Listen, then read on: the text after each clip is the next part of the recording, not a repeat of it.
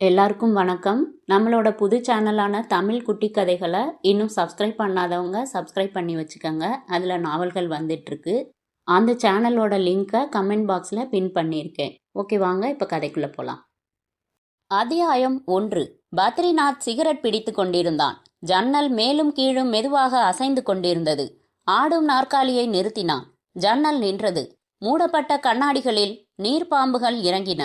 வேர்வேறாக கிளைவிட்ட மின்னல் ஒன்று மழையை நிச்சயப்படுத்தியது. காற்றில்லாததால் நேராக நூல் புகை உயர்ந்து மின்விசிறியின் சுழலாத இறக்கைகள் வழியாக விட்டம் தொட்டது. சாம்பலை அருகில் ஆஸ்ட்ரே இருந்தும் தரையில் சுண்டினான்.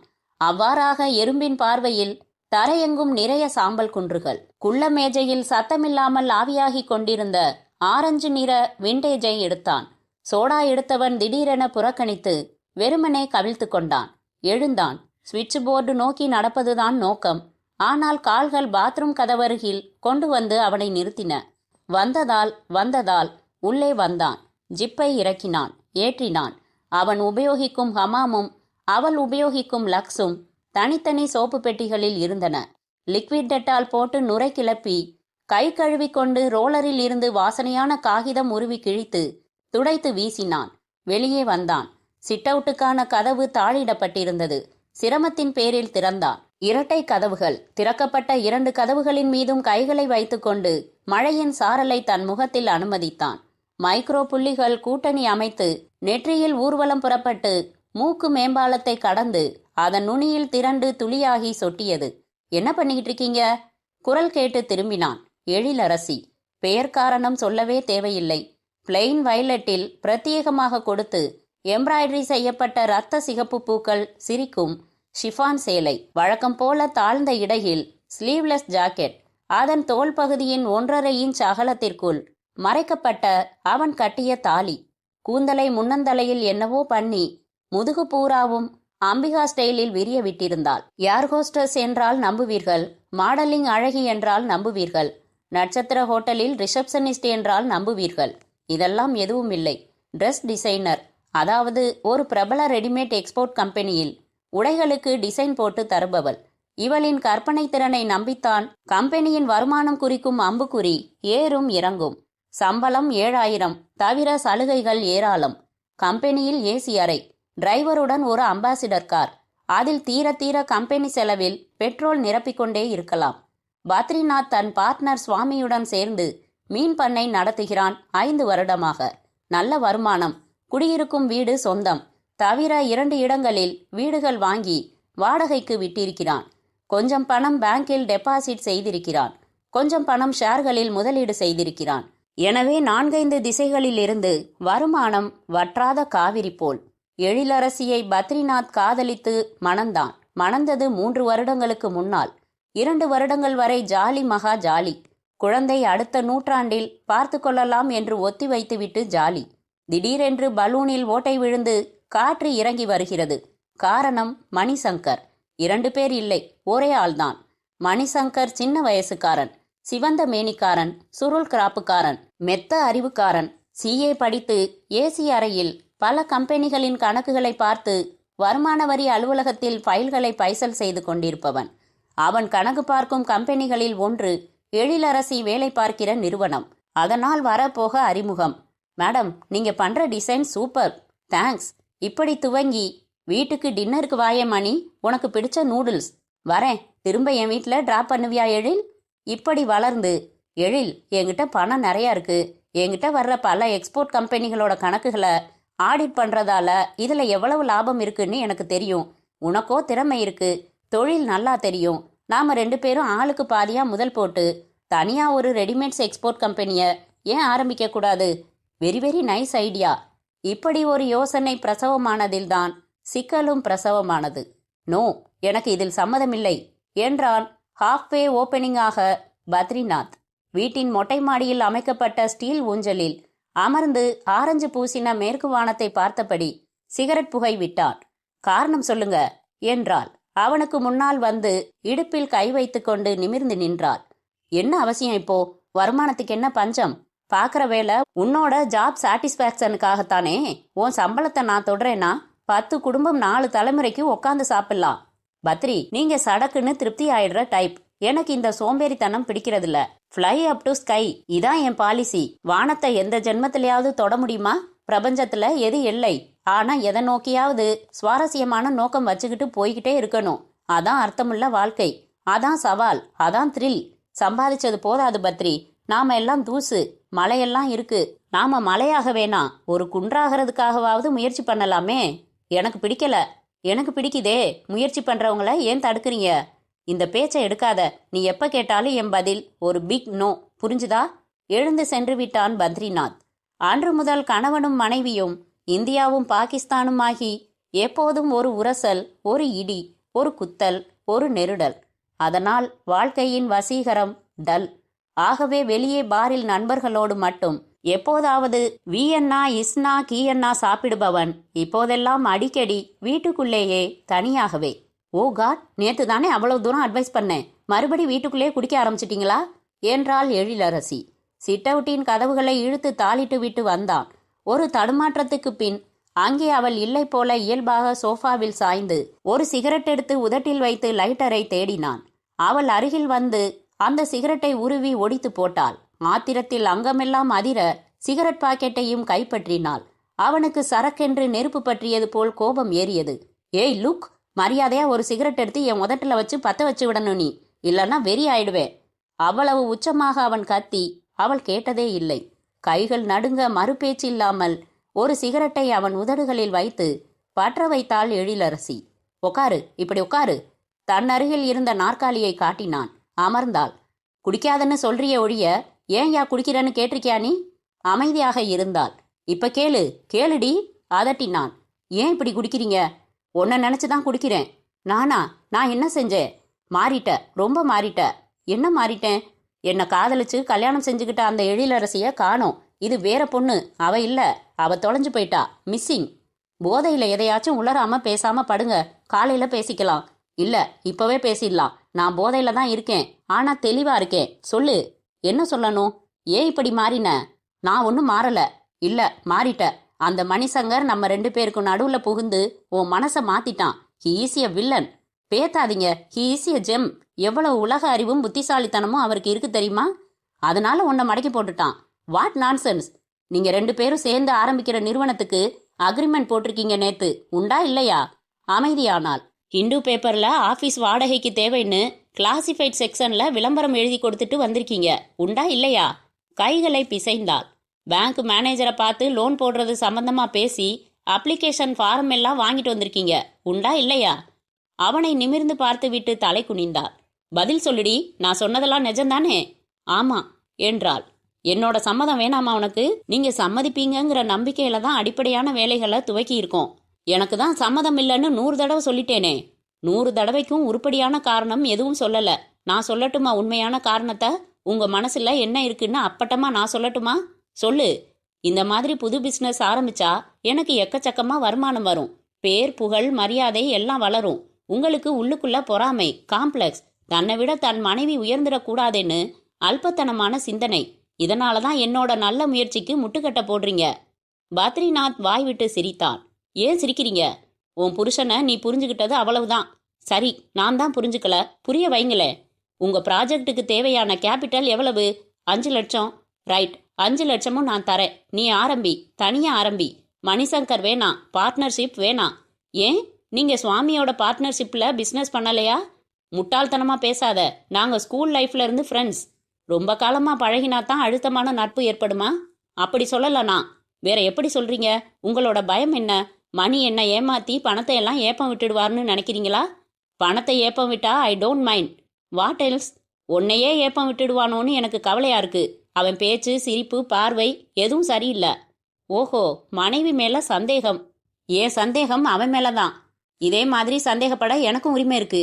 What to you mean? தினம் மத்தியானம் 2 to 4 நீங்க பார்கவி வீட்டுக்கு போய் அவகிட்ட ஹிந்தி டியூஷன் எடுத்துக்கிறீங்களே, உங்க 2 பேரையும் இணைச்சி நான் ஏன் சந்தேகப்படக்கூடாது? அடி பாவி, பார்கவிக்கு 2 குழந்தைங்க உண்டுடி. ஹிந்தி டீச்சர் நம்ம தெருவிலே இருக்கிறதால எனக்கு போக வர சௌகரியம்னு அவங்க கிட்ட போய் கத்துக்கிறேன். குருஸ்தானம் எழிலரசி. அவ புருஷன் வக்கீல். காலையில 9 மணிக்கு வீட்டை விட்டு போனா சாயங்காலம் 6 மணிக்கு தான் திரும்பி வர்றாரு. குழந்தைங்க ஸ்கூல்ல இருந்து 5 மணிக்கு திரும்புறாங்க. யாருமே இல்லாத வீட்டுல அந்த மத்தியான தனிமை நேரத்தை எதுக்காக செலக்ட் செஞ்சீங்களாம்? காலையில் அவங்க 9 to 1 ஒரு ஸ்கூலில் கிளாஸ் எடுக்கிறாங்க. ஈவினிங் 6 மணிக்கு மேலே வீட்டிலேயே சின்ன பசங்களுக்கு கிளாஸ் எடுக்கிறாங்க. சின்ன பசங்களோட உட்காந்து படிக்க எனக்கு கூச்சம். எனக்கும் சௌகரியமான நேரம் மத்தியானம் 2 to 4. என் வியாபார வளர்ச்சிக்கு ஹிந்தி தெரிஞ்சா உதவியா இருக்கும்னு நினைச்சு தான் கத்துக்கிட்டு இருக்கேன். அதை போய் கொச்சப்படுத்தி பேசுறியா? கோபம் வருதில்ல? அப்படித்தான் எனக்கும் இருக்கும். மணிசங்கரை ஒரு ஃப்ரெண்டா, பிலாசபரா, கைடா நீங்க சொன்ன மாதிரி குருஸ்தானத்துல வச்சுதான் நான் பழகிட்டு இருக்கேன். எங்க உறவை நீங்க சந்தேகப்பட்டா எனக்கு எவ்வளவு எரிச்சலா இருக்கும்.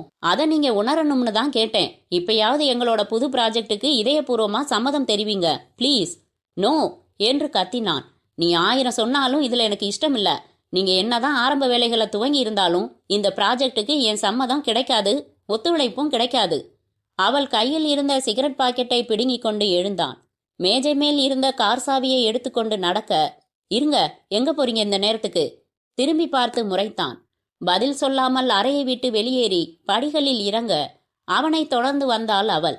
நீங்க குடிச்சிருக்கீங்க, இந்த நிலைமையில காரை ஓட்டிக்கிட்டு போகாதீங்க.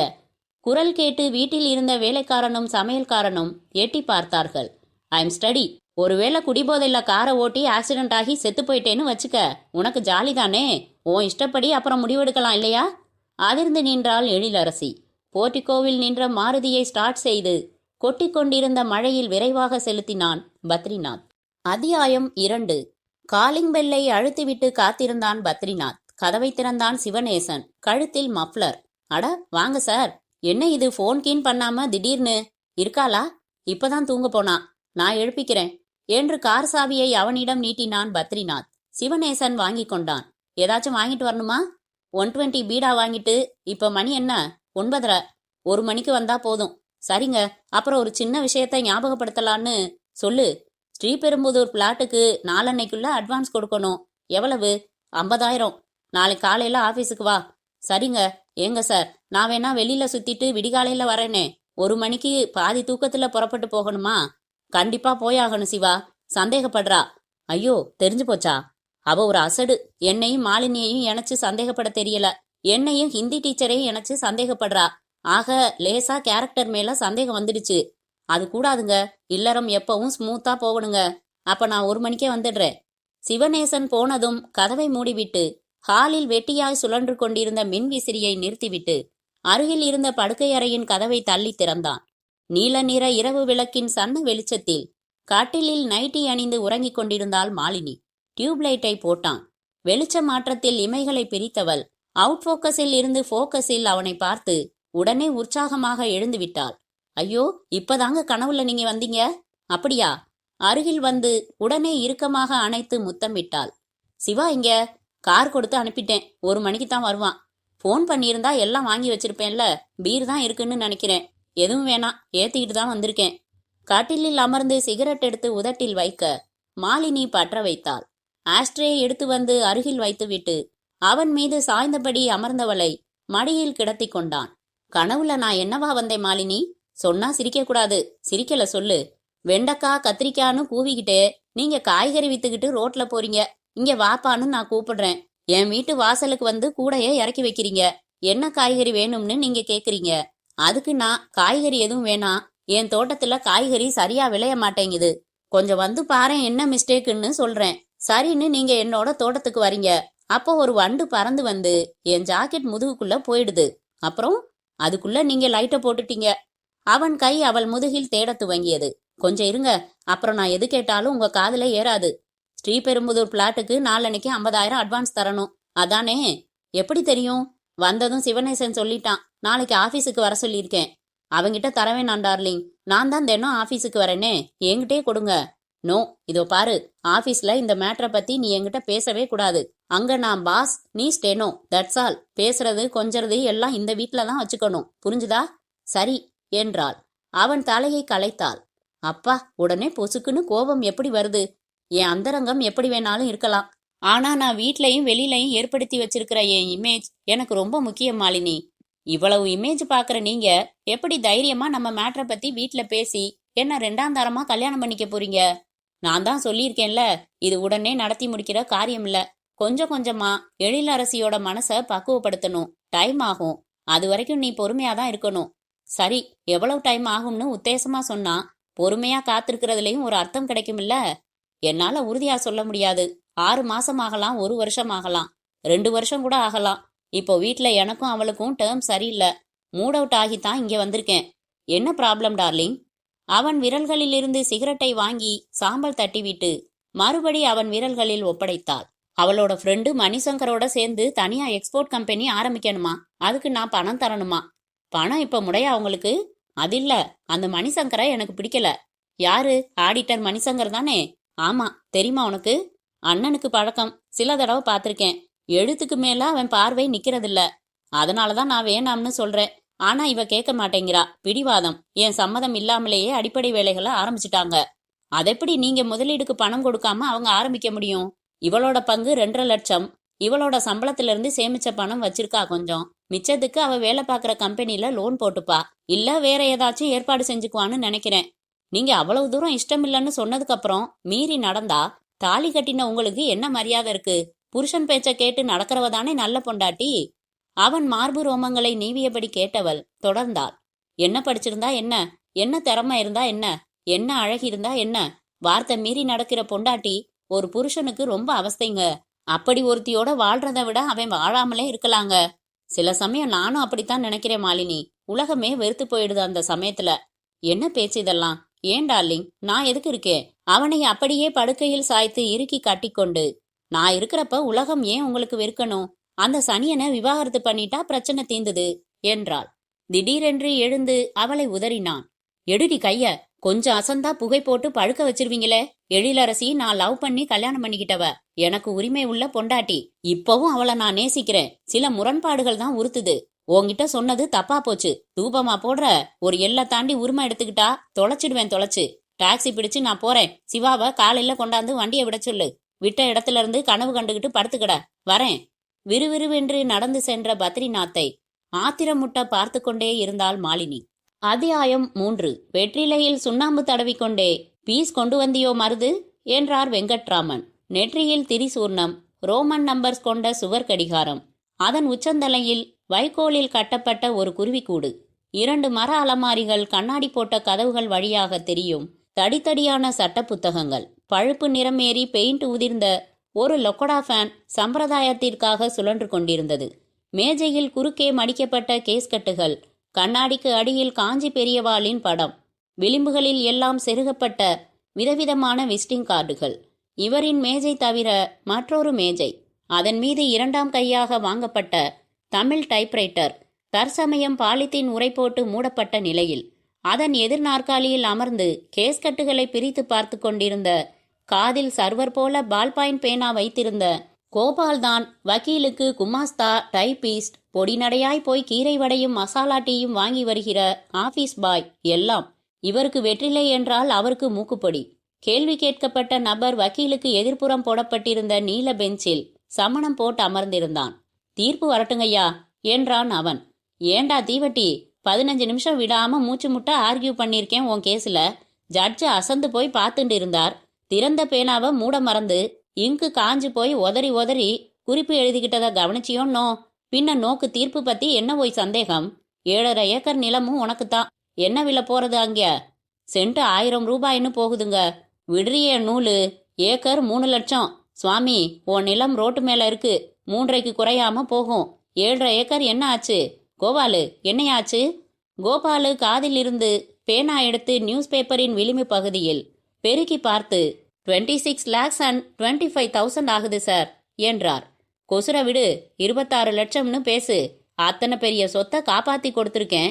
மூஞ்ச ஏண்டா வோல்டேஜ் டிராப் ஆன 40 வாட்ஸ் பல்பு மாதிரி வச்சுருக்க? தீர்ப்பு வரட்டுங்க.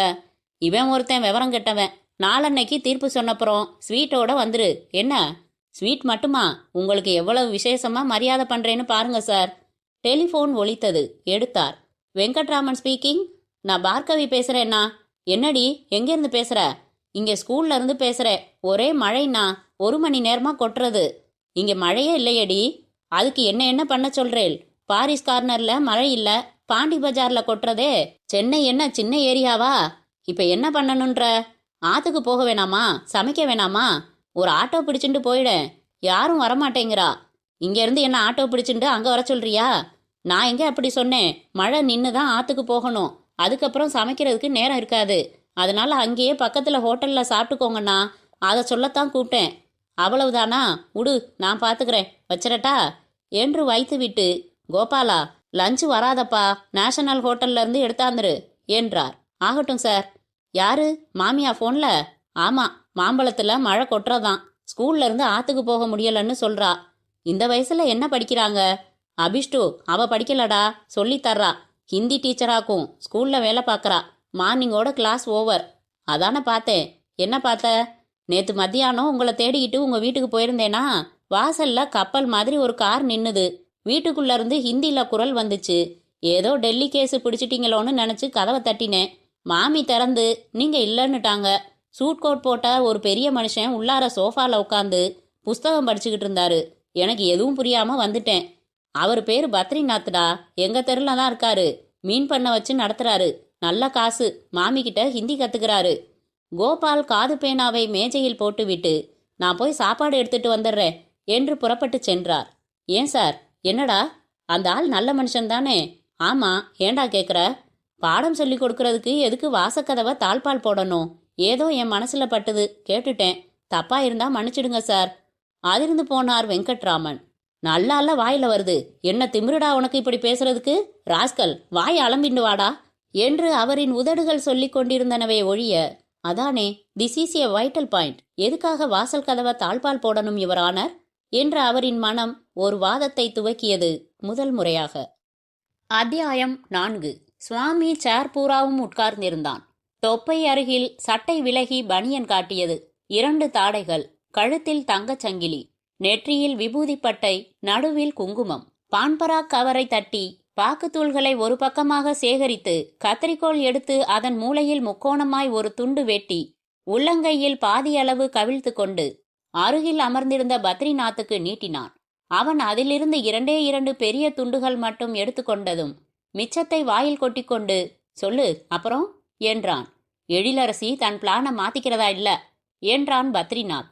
பாக்கு மென்றபடி, மணிசங்கர் நிச்சயமா கவுத்துற போறான்னு தான் எனக்கு படுது. அவன் தேனு சக்கரை எல்லாம் தொட்டுத்தான் பேசுவான். கில்லாடி ஆசாமி. ஏதோ பிளான் பண்ணி தான் உன் ஒய்ஃபை டெம்ப்ட் பண்ணியிருக்கான் என்றான் சுவாமி. எனக்கும் அப்படிதான் படுது. 2வது, அவனோட பார்வையும் சரியில்லை சுவாமி. என்ன வச்சுக்கிட்டே டபுள் மீனிங்ல பேசுவான். இவளும் உள்ளர்த்தம் புரிஞ்சுக்காம சிரிச்சுக்கிட்டு இருப்பா. நீ நினைக்கிறது நியாயம்தான் பத்ரி.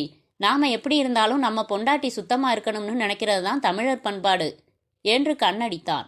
பாத்தியா குத்ரியே, நேத்து ராத்திரி நான் கிளப்ல கார்ட்ஸ் விளையாடிட்டு திரும்பி போனப்போ உன்னோட காரை ஒரு குறிப்பிட்ட வீட்டு வாசல்ல நிறுத்தி இறங்கி போனதை பார்த்தேன். சேச்ச, அது நீயா இருக்காதுன்னு எனக்குள்ள சொல்லிக்கிட்டு போயிட்டேன் என்று சுவாமி குறும்பாக சிரித்தான். சுவாமியின் வயிற்றில் செல்லமாக குத்தின பத்ரிநாத், இந்த கிண்டல் தானே வேணாங்கிறது. வீட்ல மூட் அவுட், அதான். ஆனா அங்கேயும் மூட் அவுட் என்றான். என்னாச்சு? பெரிய வீடு பிரச்சனையா இருந்தா சின்ன வீட்டுக்கு போகலாம். சின்ன வீடே பிரச்சனையா இருந்தா எங்கே போறது? ஏண்டா இப்படி ஒரு மேட்டர்ல சிக்கிக்கிட்டோம்னு ஃபீல் பண்றேன் இப்போ. முதல் தடவை மாலினி வீட்டுக்கு காஃபி சாப்பிட போனது தப்பா போச்சு. என்ன ப்ராப்ளம்? கன்சீவ் ஆகியிருக்காளா? அதெல்லாம் இல்லப்பா, கல்யாணம் பண்ணிக்கணுமா. சாதா நச்சரிப்பு. எனக்கு சத்தியமா அந்த மாதிரி ஐடியாவே இல்லை. சீனுக்கு வந்து தங்கிட்டு போற வேடந்தாங்கல் மாதிரி நீ நினைக்கிற. அவளுக்கு அந்தஸ்து வேணுமா இல்ல பணம் வேணுமா? பணம் தான் கேட்டும் கொடுக்குறேன், கேட்காமையும் கொடுக்குறேனே. அந்தஸ்து வேணுமா? இங்க ஆபீஸ்ல பார்த்தா பூனை மாதிரி இருக்கா. இவ்வளவு விவகாரம் பிடிச்ச பொண்ணா? நல்ல வேலை என்ன அவ காஃபி சாப்பிட கூப்பிடல. அவ பாவம் அப்பாவிதான். அவளுக்கு ஸ்க்ரூ ஏற்றி விடுறது அவளோட அண்ணன் சிவனேசன் தான். நேத்து நான் போதையில இருந்ததால முட்டாள்தனமா என் ஒய்ஃபை என்ன மீறி நடந்துகிட்டத அவகிட்ட உளறி தொலைச்சிட்டேன். அதான் சாக்குன்னு எனக்கு அவ மேல வெறுப்பு வர்ற மாதிரி தூபம் போடுறா. பேசாம டைவர்ஸ் பண்ணிட வேண்டியதானேன்னு கூசாம சொன்னான். கடுமையா சத்தம் போட்டுட்டு எந்திரிச்சு வந்துட்டேன். இதைத்தான் திரிசங்கு சொர்க்கம்னு சொல்றதா? இன்டர்காம் ஒலிக்க சுவாமி எடுத்து பேசி, பத்ரி, சிவனேசன் வந்திருக்கான். நீ வர சொல்லியிருந்தியாமே, சமாதானம் பேச வந்திருக்கான் போலிருக்கு. மாலினி இன்னைக்கு லீவு என்றான். ரிசப்ஷன்லயே அவனை வெயிட் பண்ண சொல்லு. சொல்லிவிட்டு வாய்த்ததும், சுவாமி, என் கணக்குல ஒரு 50,000 வித்ட்ரா பண்ணிக்கிறேன் என்று செக் புத்தகத்தை எடுத்தான் பத்ரிநாத். எதுக்கு இப்போ அவ்வளோ பெரிய தொகை உனக்கு? ஸ்ரீபெரும்புதூர் பக்கத்துல 3 லட்சம் ரூபாயில ஒரு ஃப்ளாட் பார்த்துருக்கேன். அதுக்கு 50,000 அட்வான்ஸ் கொடுக்கணும். புரியுது. மிஸ் மாலினி பேர்ல பத்திரம் ரெஜிஸ்டர் செய்ய போற, அப்படித்தானே? தயங்கி ஆமா என்றான். தேவைதானா இதெல்லாம்? வாக்கு கொடுத்து தொலைச்சிட்டேன் சுவாமி. இது உன் பர்சனல் விவகாரம். ஒரு எல்லைக்கு மேல தலையிட எனக்கு உரிமை இல்லை. உன் பர்சனல் விவகாரம் ஆஃபீஸ் விவகாரத்தை பாதிக்கிறப்போ நான் தலையிட வேண்டியிருக்கு பத்ரி. என்ன சொல்ற? உன் கணக்குல 2.25 லட்சம் ரூபாய் அதிக பற்றுல இருக்கு. இந்த 50,000 சேர்த்தா கம்பெனிக்கு நீ திருப்பி தர வேண்டியது 2.25 லட்சம் ஆகும். கம்பெனிக்கு ரன்னிங் கேபிட்டல் பத்த மாட்டேங்குது. அதுக்கு தனியா கடன் வாங்கியிருக்கோம். இந்த நிலைமையில இந்த ஊதாரித்தனமான செலவெல்லாம் அவசியமா? இப்பதான் நமக்கு நேரடியா எக்ஸ்போர்ட் ஆர்டர் கிடைக்க ஆரம்பிச்சிருக்கு. இன்னும் 5 வருஷத்துல ரொம்ப பிரமாதமான கம்பெனியா இதை மாத்தி காட்டணும்னு நினைச்சுக்கிட்டு இருக்கோம். இப்போ நீ பொறுப்பு இல்லாம அதிகப்படியா வித்ட்ரா பண்ணிக்கிட்டு இருந்தா அது கம்பெனி வளர்ச்சியை பாதிக்கும். ரோஷமேறிய பத்ரிநாத், மைண்ட் யுவர் வேர்ட் சுவாமி. ஊதாரித்தனம், பொறுப்பில்லாதவன்னு நீ பாட்டுக்கு வாய்க்கு வந்ததெல்லாம் பேசாத. கம்பெனில இருந்து அதிகப்படியா நான் எடுத்திருக்கிற பணத்தை ஒரே வாரத்துல செட்டில் பண்றேன். நெருக்கமான ஃப்ரெண்டுன்னு நான் என்னோட அத்தனை அந்தரங்கத்தையும் சொல்றேன். நீ சொல்றதில்ல, அவ்வளவுதான் வித்தியாசம். ஆராய்ச்சி செஞ்சு பார்த்தா உன்னோட அந்தரங்கமும் நாத்தம் பிடிச்சதா தான் இருக்கும். நிறுத்துடா, யாரை பாத்துறா பேசுற? உன்ன மாதிரி கண்ட சாக்கடையிலையும் விழுந்து புரண்டுட்டு வர ஜந்துன்னு நினைச்சியா என்ன? ராம பக்தன்டா, தினம் 1 மணி நேரம் பூஜை பண்றவன். ஸ்டெப்னி வச்சுக்கிட்டு அவளுக்கு லேண்டு வாங்கி கொடுத்துட்டு இருக்கிறவன் இல்ல என்றான் சூடாக சுவாமி. முகம் சிவந்தான் பத்ரிநாத். எதுவும் பேசாமல் செக் புத்தகத்தில் 50,000 எழுதி சிவனேசன் பெயர் எழுதி கையெழுத்து போட்டு கிழித்து அரைக்கதவை வேகமாக திறந்து வெளியேறினான். அத்தியாயம் 5. அந்த குளிரூட்டப்பட்ட அறை அழகுணர்ச்சியுடன் அலங்கரிக்கப்பட்டிருந்தது. மேஜைக்கு மட்டும் தனியாக ஒரு தொங்கும் விளக்கு, முதுகுப்புறம் உசரமாக ஸ்டைல் நாற்காலி, அதில் எழிலரசி. மேஜைக்கும் தன் மடிக்கும் சாய்வாக தொடர்பேற்படுத்தி வைத்து வண்ண ஸ்கெட்ச் பேனாக்கள் கொண்டு ஒரு கவுனுக்கான டிசைன் வரைந்து கொண்டிருக்க, கதவை பாதி தள்ளி மே ஐ கமின் என்றான் மணிசங்கர். ஒல்லி தாடி, பவர் கண்ணாடி, சுருள்முடி, முழுக்கை சட்டை. வாமணி, என்ன இது பர்மிஷன் எல்லாம் கேட்டுக்கிட்டு என்றாள் எழிலரசி செய்து கொண்டிருந்த வேலையை அப்படியே தூக்கி மேஜை மேல் வைத்துவிட்டு. வந்தான் எதிர் நாற்காலியில் அமர்ந்தபடி. இது ஓ ஆபீஸ், தி கிரேட் டிசைனர். டிஸ்டர்ப் பண்றதால ஒர்க் மூடு கெட்டு போச்சுன்னா என்றான். சிரித்த போது மேல்வரிசை பற்களில் ஒன்றுக்கு தங்க கவசம் அணிவித்திருப்பது தெரிந்தது. இந்த நக்கல் எல்லாம் வேணாம். என்ன சாப்பிட்ற? எங்க ஆபீஸ்ல காஃபி சுமாராத்தான் இருக்கும், டீ நல்லா இருக்கும். உனக்கு பிடிக்காதே? பரவாயில்ல, டீயே சொல்லு. எழிலரசி இன்டர்காமில் டீ சொன்னாள். திறந்திருந்த ஸ்கெட்ச் பேனாக்களை மூடி வைத்தாள். சொல்லு, நீதான் சொல்லணும் எழில். என்ன? ஹிந்துல கொடுத்த விளம்பரத்துக்கு ரெஸ்பான்ஸ் வந்த 3 இடங்களை நான் செலக்ட் பண்ணியிருக்கேன். 3மே நம்ம ஆபீஸுக்கு சூட்டான இடம். எப்போ உனக்கு டைம் கிடைக்கும்னு சொன்னா போய் பார்ப்போம். ஃபைனலைஸ் செஞ்சுட்டா வாடகை பேசி அட்வான்ஸ் கொடுத்து அக்ரிமெண்ட் போட்டுடலாம். சற்றே யோசனையில் ஆழ்ந்தாள் எழிலரசி. என்ன எழில் யோசனை? பத்ரிநாத் கிட்ட பல தடவை பேசி பார்த்துட்டேன் மணி. அவருக்கு இந்த புது ப்ராஜெக்ட்ல கொஞ்சம் கூட இஷ்டமே இல்ல. இத பத்தி பேச்செடுத்தாலே எனக்கும் அவருக்கும் பெரிய சண்டை வந்துடுது. 2 பேருக்கும் மூட் அவுட் ஆயிடுது. என்ன எழில், இதுல நல்ல லாபம் இருக்குன்னு அவருக்கு புரியலையா? உனக்கு தொழிலை பத்தி ரொம்ப நல்லா தெரியும். அட்மினிஸ்ட்ரேஷன் அண்ட் அக்கவுண்ட் சைடு நான் பாத்துக்க போறேன். எதனால வேணாங்கிறாரு? தயங்கினாள். பின் சொன்னாள், மணி, நீ தப்பா எடுத்துக்காத. சில பேர் மேல நமக்கு ஏதோ ஒரு காரணத்தினால நல்ல அபிப்பிராயம் விழவே விழாது. உண்மையா? ஆமா. அந்த மாதிரி அவருக்கு ஏனோ தெரியல, ஒன்னு பிடிக்கல. உன் கூட சேர்ந்து இதை ஆரம்பிக்க வேணாம்னு சொல்றாரு. என்ன தனியா ஆரம்பிக்க சொல்றாரு. உன்னோட புது ப்ராஜெக்டுக்கு என் வாழ்த்துக்கள் என்ற மணிசங்கர் சட்டென்று எழுந்து கொண்டான். மணி, உட்காரு, கோவப்படாத.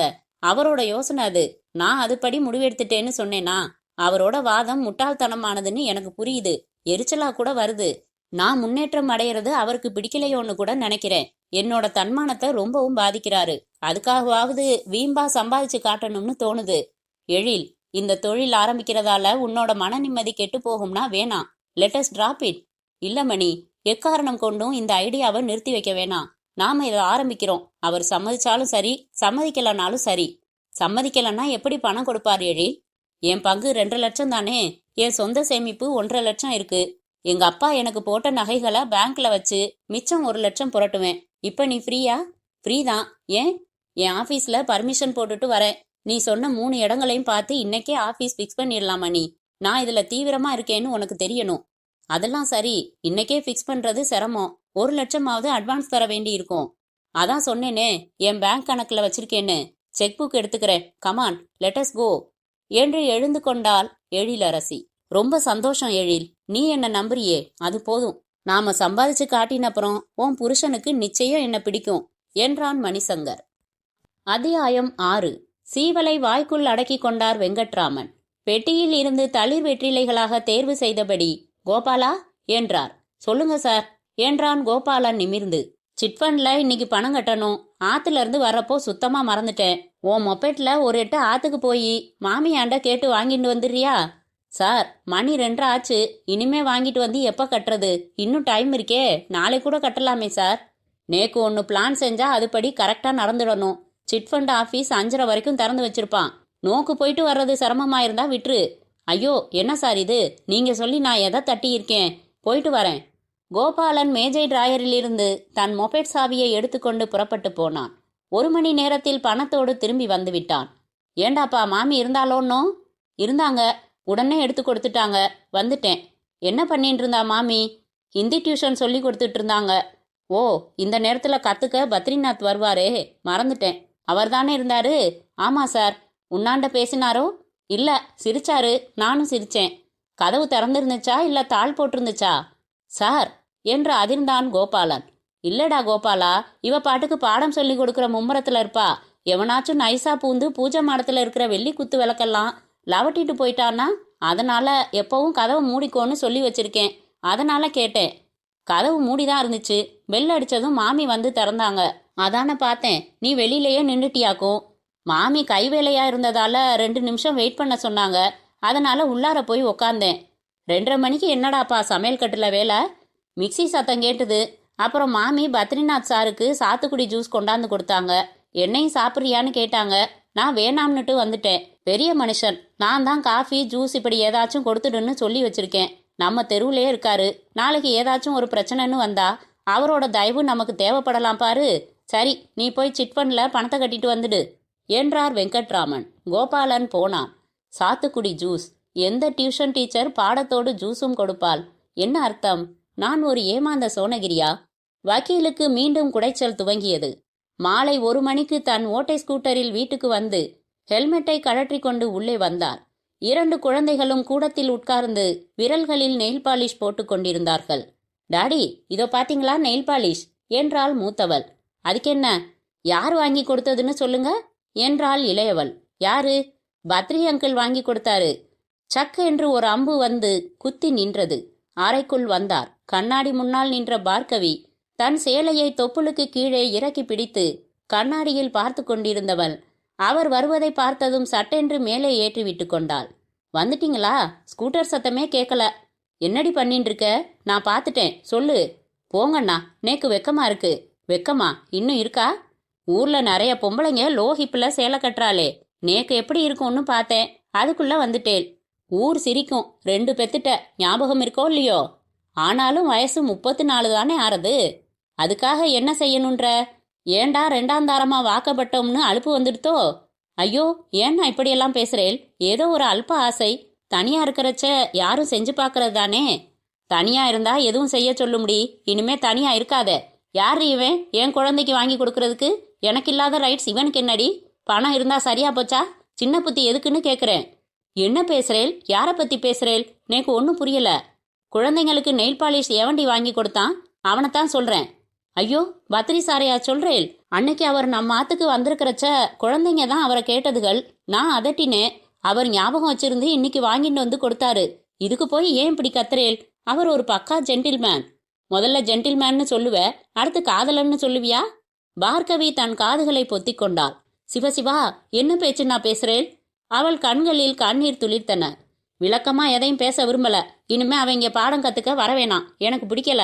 நீ என்ன சொல்வியோ எப்படி சொல்வியோ எனக்கு தெரியாது. இனிமே அவன் நம்ம ஆத்துக்கு கண்டிப்பா வரப்படாது சொல்லிட்டேன். லுங்கிக்கு மாறின வக்கீல் துண்டெடுத்து ஓர் உதறி தோளில் போட்டுக்கொண்டு பாத்ரூம் நோக்கி நடக்க அவர் முதுகையே வெறித்து பார்த்து கொண்டிருந்தாள் கண் கலங்கிய பார்கவி. அத்தியாயம் 7. தேதி 10 வியாழன் காலை 7 மணி. Police station. டெலிஃபோன் அடிக்க ஹலோ என்றார் sub inspector Dayalan. Hello, inspector Arthanari இருக்காரா? அவர் டிரான்ஸ்ஃபர் ஆகி போய் 2 வருஷமாச்சு. நீங்க யார் பேசுறது? நான் ஒரு லாயர், வெங்கட்ராமன் என் பேரு. இன்ஸ்பெக்டர் அர்த்தனாரிய நேக்கு நல்லா தெரியும். என்னோட கிளாஸ்மேட். நீங்க யார் பேசுறது? Sub inspector Dayalan. இன்ஸ்பெக்டர் யாரு? ராமமூர்த்தி சார். அவர் ஒரு ஸ்பெஷல் ட்ரைனிங்குக்காக வெலிங்டன் போயிருக்காரு. பரவாயில்லையே, நம்ம அரசாங்கம் அமெரிக்காவுக்கெல்லாம் அனுப்பி ட்ரைனிங் கொடுக்கறதே பேஷ். சார், வாஷிங்டன் இல்ல, தமிழ்நாட்டில் இருக்கிற வெலிங்டன். அதான் நான் பார்த்தேன். உங்களுக்கு என்ன வேணும்? நான் ஒரு கேஸ் சம்பந்தமா திண்டிவனம் வரைக்கும் போயிட்டு அதிகாலையில் 5 மணிக்கு தான் வந்தேன். தூக்கம் வரல, சரி குளிச்சிடலாம்னு கிணத்தடிக்கு வந்தேன். நீங்க கிணத்துக்கு வந்தது, தண்ணி இறைச்சி குளிச்சது இதெல்லாம் எனக்கு தேவையில்லை. மேட்ரை சொல்லுங்க சீக்கிரம். மேட்ரே கிணத்துக்குள்ள தானே இருக்கு. வாளிய சரசரன்னு உள்ள இறக்கினேனா அது போய் சொத்துன்னு எது மேலேயோ மோதியது. என்னடா இதுன்னு டார்ச் லைட் எடுத்துட்டு வந்து உள்ளார அடிச்சு பார்த்தா எவனோ ஒரு பையன் மிதக்கறான். What you mean dead body? செத்துருப்பான்னு தான் நினைக்கிறேன். கொள்ளையில தென்னை மரம் நிக்குது சார். அந்த திருட்டு பையன் ரகசியமா மரத்து மேல ஏறி இருக்கான். கிணத்துக்கு நேர் மேல மரம். அவசரத்துல பறிக்கிறப்போ கிரில்லு நழுவிடுத்து தொப்பேர்னு உள்ளார விழுந்துட்டான். நீங்க இதையெல்லாம் பாத்தீங்களா?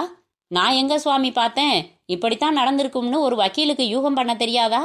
யூகம் எல்லாம் நாங்க பண்ணிக்கிறோம். நீங்க முதல்ல அட்ரஸ் சொல்லுங்க. சொல்றேன். சுருக்க ஆளுங்களை கூட்டிட்டு வந்து பாடியை எடுத்துடுங்கோ. கிணத்தை சுத்தம் பண்றதுக்கு என்ன செய்யணும்னு விவரம் தெரிஞ்சா நல்லா இருக்கும். சொல்றேலா? முதல்ல அட்ரஸ் சொல்லுங்க சார். குறிச்சுக்கங்க. எஸ் வெங்கட்ராமன், BABL, பார்கவி இல்லம். பார்கவி ஆத்துக்காரி பேரு. ரொம்ப முக்கியம் இப்ப. விலாசம் குறித்து கொண்ட தயாளன் ஏட்டு சின்னச்சாமியையும் இன்னும் 2 கான்ஸ்டபிள்களையும் ஆயத்தப்படுத்தினார். ஆம்புலன்ஸுக்கு தகவல் சொன்னார். ஸ்தலத்துக்கு விரைந்தார். ஹலோ வாங்கோ, நீங்க தான் போன்ல பேசின சப் இன்ஸ்பெக்டர் தயாளனா? யங்காதான் இருக்கேள். I am Venkatraman. இவதான் பார்கவி. குழந்தைங்க 2ம் தூங்குறதுகள். பாடி எடுத்துட்டு போற வரைக்கும் எழுப்ப வேணாம்னுட்டேன், பயந்துக்கும் என்றார் வக்கீல். கிணறு எங்கே இருக்கு? பூட்ஸ் போட்டிருக்கேள். சந்து வழியா வந்துடுறேலா? சுவாமி படம் எல்லாம் இருக்கிறது. பின்னாலதான் கிணறு. வீட்டின் சைடில் இருந்த சந்தில் உடைந்த டியூப்லைட் குப்பைகள் எல்லாம் மிதித்து கொண்டு பின்புறம் வந்தார்கள். கூட நின்று கிணற்றுக்குள் எட்டி பார்த்து கொண்டிருந்த அக்கம் பக்கத்து வாசிகள் விலகி கொண்டார்கள். தயாளன் எட்டி பார்த்தார். ஒரு பிணத்தின் முதுகு பகுதி தெரிந்தது. நீல நிற சட்டை உப்பலாக இருந்தது. தலைமுடி அசைந்தது. ஒரு தவளை அந்த தலையில் கால் வைத்து அடுத்த ஜம்ப் செய்தது. கயிறு கிடைக்குமான்னு பாருங்க, முதல்ல வெளியில எடுங்க என்ற தயாளன் கூட்டத்தை பார்த்து, பக்கத்து வீடுகளில் இருக்கிறவங்க தவிர மற்றவங்க எல்லாம் போங்க என்றார். என்றதும் அடுத்த வினாடி ஸ்டாப் பிளாக்கில் அத்தனை பேரும் காணாமல் போய்விட்டார்கள். ஒரு கர்ச்சீஃபால் மூக்கை பொத்தியபடி ஸ்டூல் ஒன்றை தூக்கி வந்து போட்ட வக்கீல், உட்கார்ந்துக்கங்கோ, அர்த்தனாரி இருக்காரே என்று துவங்க, கொஞ்ச நேரம் சும்மா இருங்க சார், நான் உங்களை விசாரிக்கிறப்ப பதில் சொன்னா போதும். 10 நிமிடங்களில் அந்த பிணம் மேலே இழுக்கப்பட்டு தரையில் கிடத்தப்பட்ட வினாடி, அட பாவி, இவரா என்றார் வக்கீல். யார் இது, உங்களுக்கு தெரியுமா? சார், இவர் பேர் பத்ரிநாத் சார். மீன் பண்ண வச்சு நடத்துறார் சார். பெரிய பணக்காரர். இதே தெருவுல தான் இவர் பங்களா இருக்கு. என் மிஸ்ஸஸ் ஹிந்தி பண்டிட் சார். இவர் என் வைஃப் கிட்ட ஹிந்தி கத்துன்னு இருந்தார். அட பாவமே, இவர் எப்படி இங்க வந்து? இது என்ன கூத்தா இருக்கு? இந்த ஆளுக்கு என்ன குறைச்சல்? தற்கொலை பண்ணிக்க என்ன அவசியம்? அப்படியே பண்ணிக்கணும்னாலும் ஏன் ஆத்து கிணறு தான் கிடைச்சதா? பார்கவி, அடியே பார்கவி, இங்க வந்து பாருடி இந்த கொடுமைய. சார், கொஞ்ச நேரம் புலம்பாம இருங்க. இது தற்கொலைன்னு யாராச்சும் உங்ககிட்ட சொன்னாங்களா? கழுத்தை பாருங்க, கயிறோ எதுவோ போட்டு நெரிச்சிருக்காங்க. கொலை பண்ணி கிணத்துக்குள்ள போட்டிருக்காங்க. ஐயோ, கொலையா என்று நெஞ்சை பிடித்து கொண்ட வக்கீல், தலை சுத்துறது என்று ஸ்டூலில் உட்கார்ந்து கொண்டார். தயாளன் மடங்கி அமர்ந்து சற்றே உப்பி போயிருந்த பத்ரிநாத்தின் உடலை ஆராய்ந்தார். நீல நிற பேண்ட், நீல நிற சட்டை, கையில் டைட்டன் வாட்ச். சட்டை பாக்கெட்டில் எதுவும் இல்லை. பேண்ட் பாக்கெட்டில் மணி பர்ஸ் இருந்தது. அதில் பத்ரிநாத்தும் எழிலரசியும் இணைந்த புகைப்படம் இருந்தது. தவிர நனைந்த ரூபாய் நோட்டுகள், நனைந்த விசிட்டிங் கார்டுகள், பத்ரிநாத்தின் நிறுவன அலுவலக விலாசம் தாங்கிய அட்டைகள். இந்த போட்டோவை பாருங்க. இவரோட இருக்கிறது இவங்க வைஃபா? ஆமா சார், மாடர்னா இருப்பா, கண்ணுக்கு லட்சணமா இருப்பா. அவளுக்கு பூவும் பொட்டும் கொடுத்து வைக்கல. ஒரு ரெடிமேட் எக்ஸ்போர்ட் கம்பெனில டிசைனராவோ என்னவோ வேலை. என்ன சொத்து இருந்து என்ன பாருங்க. மனுஷாளுக்கு ஆயுசு பொசுக்குன்னு முடிஞ்சு போறது. கொலைகார படுவா. எண்ணத்துக்காக ஏன் ஆத்து கிணத்துல கொண்டாந்து போடணும்?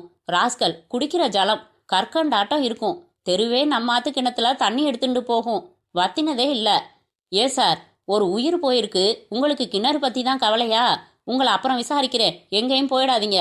இவரோட பங்களா எங்க இருக்குன்னு சொல்லுங்க முதல்ல என்றார் தயாளன். அத்தியாயம் 8. தயாளனும் ஏட்டு சின்னச்சாமியும் மட்டும் பத்ரிநாத் வீட்டிற்கு வந்து வேலைக்காரனிடம், மிஸ்ஸஸ் எழிலரசி இருக்காங்களா என்றதும், குளிச்சுக்கிட்டு இருக்காங்கன்னு நினைக்கிறேன், உட்காருங்க என்றான் அவன். உட்கார்ந்து, சரி அவங்க குளிச்சுட்டு வரட்டும், மிஸ்டர் பத்ரிநாத்தை கூப்பிடுப்பா, அவர்கிட்டையும் ஒரு மேட்டரை பத்தி பேச வேண்டியிருக்கு என்றார் தயாளன். ஐயா வீட்டில் இல்லைங்களே, எங்க போயிருக்காரு? தெரியலங்க, அம்மாவை கேட்டா தெரியும். எப்ப போனார்னு தெரியுமா? தெரியலங்க, நான் வந்தப்பவே அவர் இல்லைங்க. நான் வர்றதுக்கு முன்னாலே புறப்பட்டு போயிருப்பாருன்னு நினைக்கிறேன். நீ எப்போ வந்த? 6 மணிக்கு வந்தேன் சார். எத்தனை பேர் வேலை பார்க்குறீங்க இந்த வீட்டில்? நானும் சமையல்கார தியாகவும் தான் சார். 2 பேருமே காலையில் 6, 6:15 வருவோம். ராத்திரி 7:30, 8க்கு வீட்டுக்கு போயிடுவோம். அப்படியா? இந்த வீட்டில் ஐயா அம்மாவை தவிர வேற யார் யார் இருக்காங்க? வேற யாரும் இல்லை சார். குழந்தைங்க அவங்களுக்கு கல்யாணமாகி 3 வருஷம் தானே சார் ஆகுது. மெதுவா பெத்துப்பாங்க. காலையில நீ வேலைக்கு வந்ததும் ஐயா வெளியில போயிருக்கிறதா அம்மா சொன்னாங்களா? அம்மா என்ன சொல்றது? வாசல்ல மாருதி இல்லையே. ஐயா மாருதியில போவாரு, அம்மா அம்பாசிடர்ல போவாங்க. அம்மாவுக்கு காஃபி கொண்டு போய் கொடுத்தப்போ ஐயா வெளியில போயிருக்கிறதா அவங்களும் சொன்னாங்க. 2 பேரும் சந்தோஷமா தானே இருக்காங்க. காசு இருந்தா சந்தோஷத்துக்கு என்ன சார் குறைச்சல்? உன் பேர் என்ன? வேலப்பன் சார், வேலுன்னு கூப்பிடுவாங்க. சரி, அம்மா குளிச்சுட்டாங்கன்னா வர சொல்லு. இதோ பார்க்குறேன் சார். அவன் மாடிக்கு போய் திரும்பினான். 2 நிமிஷத்துல வந்துடுறேன்னாங்க சார். காஃபியோ டீயோ கொடுக்க சொன்னாங்க. எது கொண்டாடட்டும் சார்? எதுவும் வேணாம். படிகளில் இறங்கி எழிலரசியை பார்த்து திகைத்து போனார் தயாளன். இத்தனை அழகா? நெற்றியில் குங்குமம் அவரை தாக்கியது. எப்படி சொல்வது? மிஸ்டர் பத்ரிநாத் இல்லையா என்றார் தயாளன். இல்ல, வெளியே போயிருக்காரு. பாஸ்போர்ட்டுக்கு அப்ளை செஞ்சிருக்காரா அவரு? அப்படியா? எனக்கு தெரியலையே. பண்ணியிருக்காரு. அதனால தான் வெரிஃபிகேஷனுக்காக வந்திருக்கோம். அவர் உங்க ஹஸ்பண்ட் தானே? ஆமா. எங்க போயிருக்காரு? எப்போ வருவாரு? மறுபடி நாங்க தேடிக்கிட்டு வர முடியாது மேடம். அவர் இருந்துட்டா பேசி கிளியர் செஞ்சுட்டு போயிடுவோம். 10 நிமிஷத்துல அவர் வந்துருவாருன்னா வெயிட் பண்றோம். சார், டு பி ஃப்ராங்க், அவர் எங்க போயிருக்காருன்னு எனக்கு தெரியல. அதனால எப்போ வருவாருன்னு சொல்ல முடியல. என்ன மேடம், எப்போ போனார் அவரு? நேத்து ராத்திரி 11 மணிக்கு போனாரு. உங்ககிட்ட சொல்லிட்டு போகலையா? இல்ல, ஒரு ஃபோன் வந்துச்சு சார். அவர் தான் அட்டன் செஞ்சாரு. பேசி வச்சுட்டு உடனே சட்டை பேண்ட் போட்டுக்கிட்டாரு. எங்க போறீங்க இந்த நேரத்துல? ஃபோன் செஞ்சது யாருன்னு விவரம் கேட்டேன். எனக்கு எந்த பதிலும் சொல்லாம கார் சாவி எடுத்துக்கிட்டு புறப்பட்டு போனாரு. காலையில இருந்து அவர் எங்க போனார்னு புரியாம நானும் தவிச்சுக்கிட்டு தான் இருக்கேன். வந்ததும் உங்களை வந்து பார்க்க சொல்றேன். எந்த ஸ்டேஷன் சார்? இது நடிப்பென்றால் இவளுக்கு ஊர்வசி பட்டம் தரப்பட வேண்டும் என்று நினைத்து கொண்டார் தயாளன். அது இருக்கட்டும், நீங்க கேட்டதுக்கு உங்களுக்கு ஏன் பதில் சொல்லாம போனாரு? உங்களுக்குள்ள எதுவும் பிரச்சனையா? ஒரு சின்ன ப்ராப்ளம் சார். 1 வாரமாவே நாங்க 2 பேரும் கொஞ்சம் கோபமா இருக்கோம். That is our personal matter. அதுக்கு மேல கேட்காதீங்க. ரைட்டு. உங்க ஹஸ்பண்ட் என்ன தொழில் செய்யறாரு? மீன் பண்ண வச்சிருக்காரு. சுவாமிங்கிற பார்ட்னரோட சேர்ந்து நடத்துறாரு. என்ன கார் எடுத்துட்டு போனாரு? மாருதி 800. ஏன் சார்? நம்பர் சொல்லுங்க. சொன்னாள். சொன்ன பிறகு மெதுவாக எழிலரசியின் முகத்தில் கலவரம் படர்ந்தது. சார், நிஜமா நீங்க அவர் பாஸ்போர்ட்டுக்கு அப்ளை செஞ்சிருக்கிறது சம்மந்தமா விசாரிக்க தான் வந்தீங்களா? கார் நம்பரெல்லாம் கேட்கறத பார்த்தா சார், ஏதாச்சும் விபத்து மாதிரி. ப்ளீஸ் சொல்லுங்க சார், எனக்கு பதறுது. அவள் குரலில் நடுக்கம் இருந்தது. விபத்து மாதிரி தான். கொஞ்சம் மனசை கல்லாக்கிக்கிட்டு எங்களோட வாங்க. வந்து அடையாளம் பார்த்து சொல்லுங்க. இந்த தெருவுல தான் என்ற தயாளன், சின்னசாமி இவங்களை கூட்டிட்டு போய் காட்டுங்க. நான் ஒரு ஃபோன் பண்ணிட்டு பின்னாடியே வந்துடுறேன் என்றார். ஏட்டு சின்னசாமி பின்னால் எழிலரசி ஓட்ட நடையில் வக்கீல் வெங்கட்ராமன் வீட்டுக்கு விரைந்தாள்.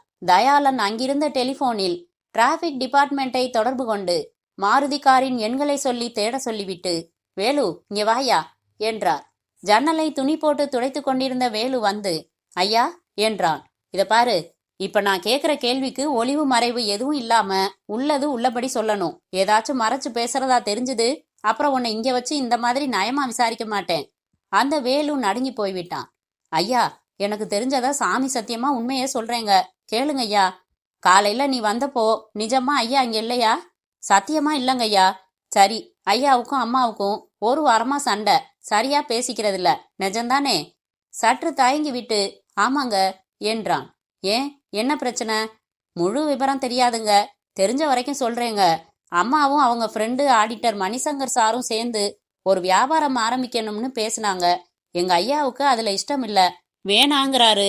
இவங்க ஆரம்பிச்சே தீருவேன்னாங்க. அவரு கூடவே கூடாதுன்றாரு. 2 பேரும் பிடிவாதமா நிக்கிறாங்க. அதனால அடிக்கடி சண்டைங்க. வெளியில எப்பயாவது குடிச்சிட்டு இருந்தவரு இப்ப என்னை விட்டு பாட்டில் வாங்கிட்டு வர சொல்லி வீட்லயே குடிக்கிறாருங்க. அப்படியா? புதுசா ஒரு தொழில் ஆரம்பிச்சா நல்லது தானே.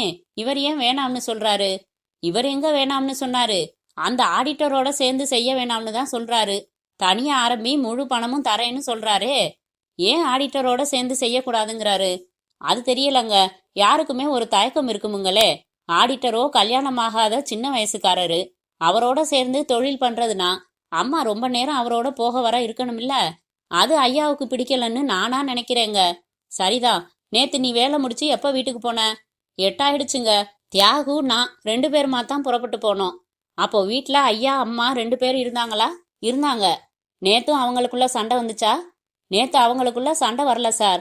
ஆனா ஐயா போன்ல அவரோட பார்ட்னரோட காரசாரமா சத்தம் போட்டுக்கிட்டு இருந்தாரு. எத்தனை மணிக்கு? 7 இருக்கும். காரசாரமாண்ணா இவர் என்ன பேசினார் போன்ல, அப்படியே சொல்லு பார்க்கலாம். என்ன ஒண்ணுமில்லாத பிச்சைக்காரன்னு நினைச்சியா? இன்னும் ஒரு வாரத்துக்குள்ள கணக்கு பார்த்துடலாம்.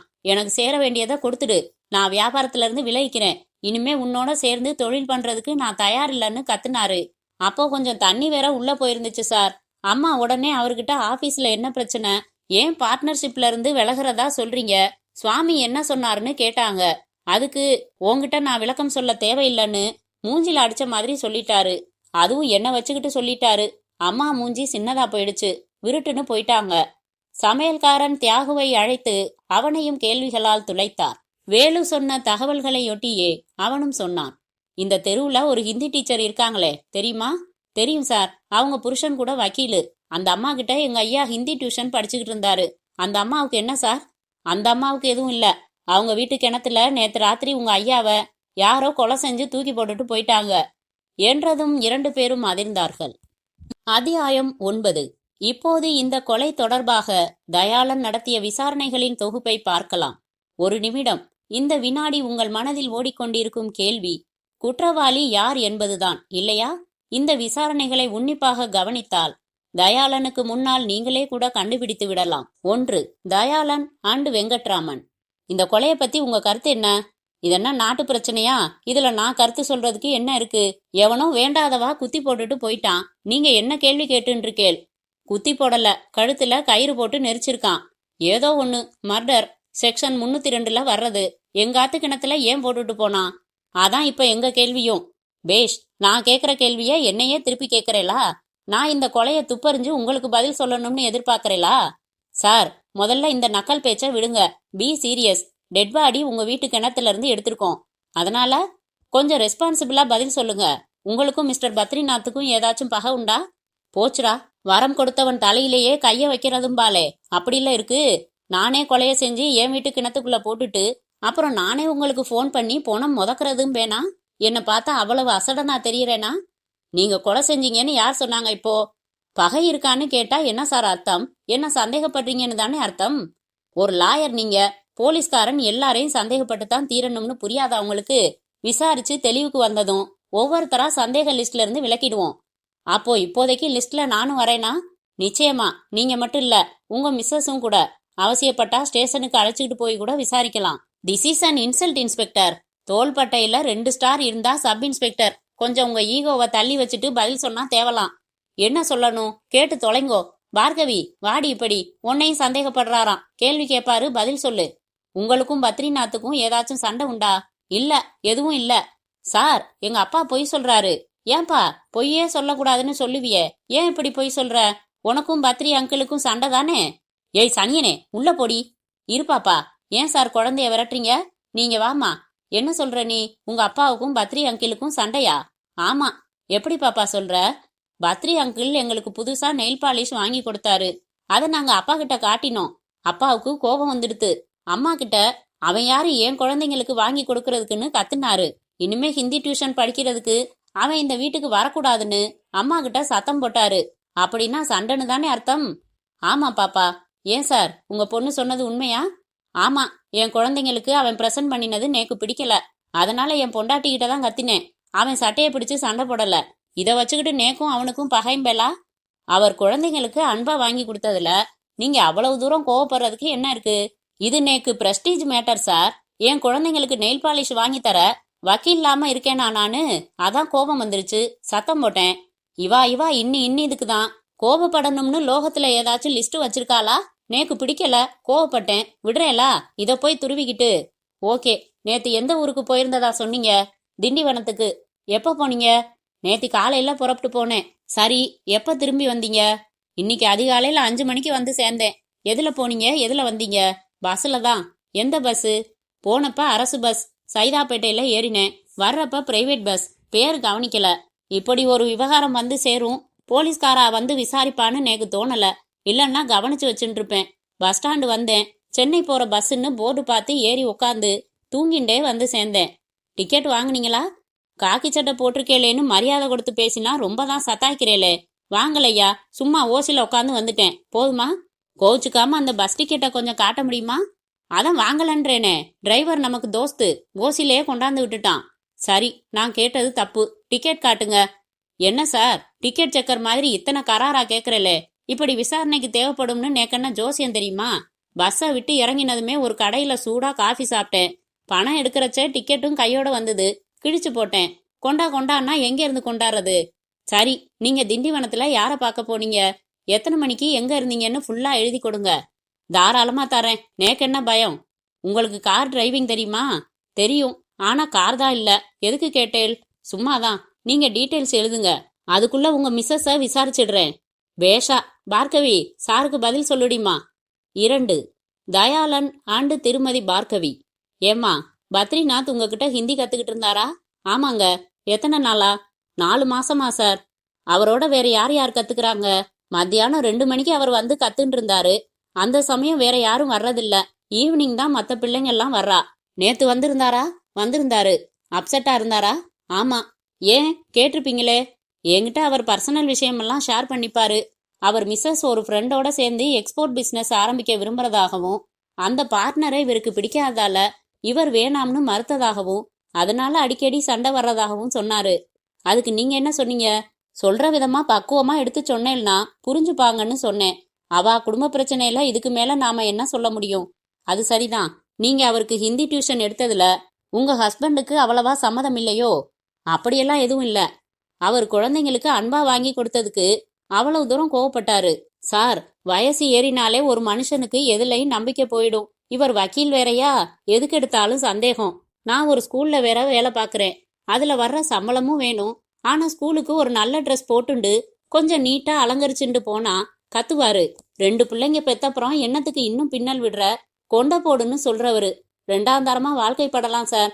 ஆனா ரொம்ப வயசு வித்தியாசத்துல கல்யாணம் பண்ணக்கூடாது. நான் சொல்றது உங்களுக்கு புரியுதோ இல்லையோ? புரியுதுங்க. பத்ரிநாத் கிட்ட நீங்களும் சகஜமா உங்க பர்சனல் விஷயங்களை பேசுவீங்களா? நேக்கு பர்சனல்னு என்ன இருக்கு இந்த வீட்ல? குழந்தைகள் படிப்பு சமையல்னு எதையாச்சும் சொல்றதுதான். இந்தாங்க சார், நீங்க கேட்ட முழு டீடைல்ஸ். நேத்து திண்டிவனத்துல யார எத்தனை மணிக்கு பார்த்தேன், எந்த ஹோட்டல்ல சாப்பாடு சாப்பிட்டேன், எங்க பீடா போட்டேன்னு எல்லாம் எழுதியிருக்கேன். போதுமோ இல்லையோ? போதும். என்ன பார்கவி, கேட்டு முடிச்சுட்டாரா? கேட்டுட்டாரு. பிள்ளைங்களையும் கூப்பிடு. அவளையும் ஏதாச்சும் கேட்கணுமோ என்னவோ? இல்ல, தேவையில்லை சார். இப்ப நான் கேட்ட கேள்விகளையும் நீங்க சொன்ன பதில்களையும் ஒரு ஸ்டேட்மெண்டா தயாரிச்சு அனுப்பி வைக்கிறேன். கையெழுத்து போடுங்க. உங்க மிஸ்ஸஸ இன்னும் கொஞ்சம் கேட்க வேண்டியிருக்கு. ஏமா, உங்க வீட்டுக்காரர் திண்டிவனத்துல இருந்து திரும்பினப்போ நீங்க எழுந்திருச்சிட்டீங்களா? இல்ல சார், அவர் பெல் அடிச்சதுலதான் முடிச்சேன். நேத்து ராத்திரி உங்க வீட்டு சந்துல பின்பக்கத்துல ஏதாச்சும் நடமாட்டம் சத்தம் கேட்டுதா? பொதுவாவே நான் நன்னா அசந்து தூங்கிடுவேன் சார். கொசு தொல்லைக்காக வீட்டுல எல்லா ஜன்னலையும் சாத்திட்டு வேற தூங்குறதால எதுவும் கேக்குறதில்ல. சரிம்மா, தேங்க்ஸ். தாய் குலத்துக்கு மட்டும்தான் தேங்க்ஸ் சொல்றது பழக்கமா? Thanks sir.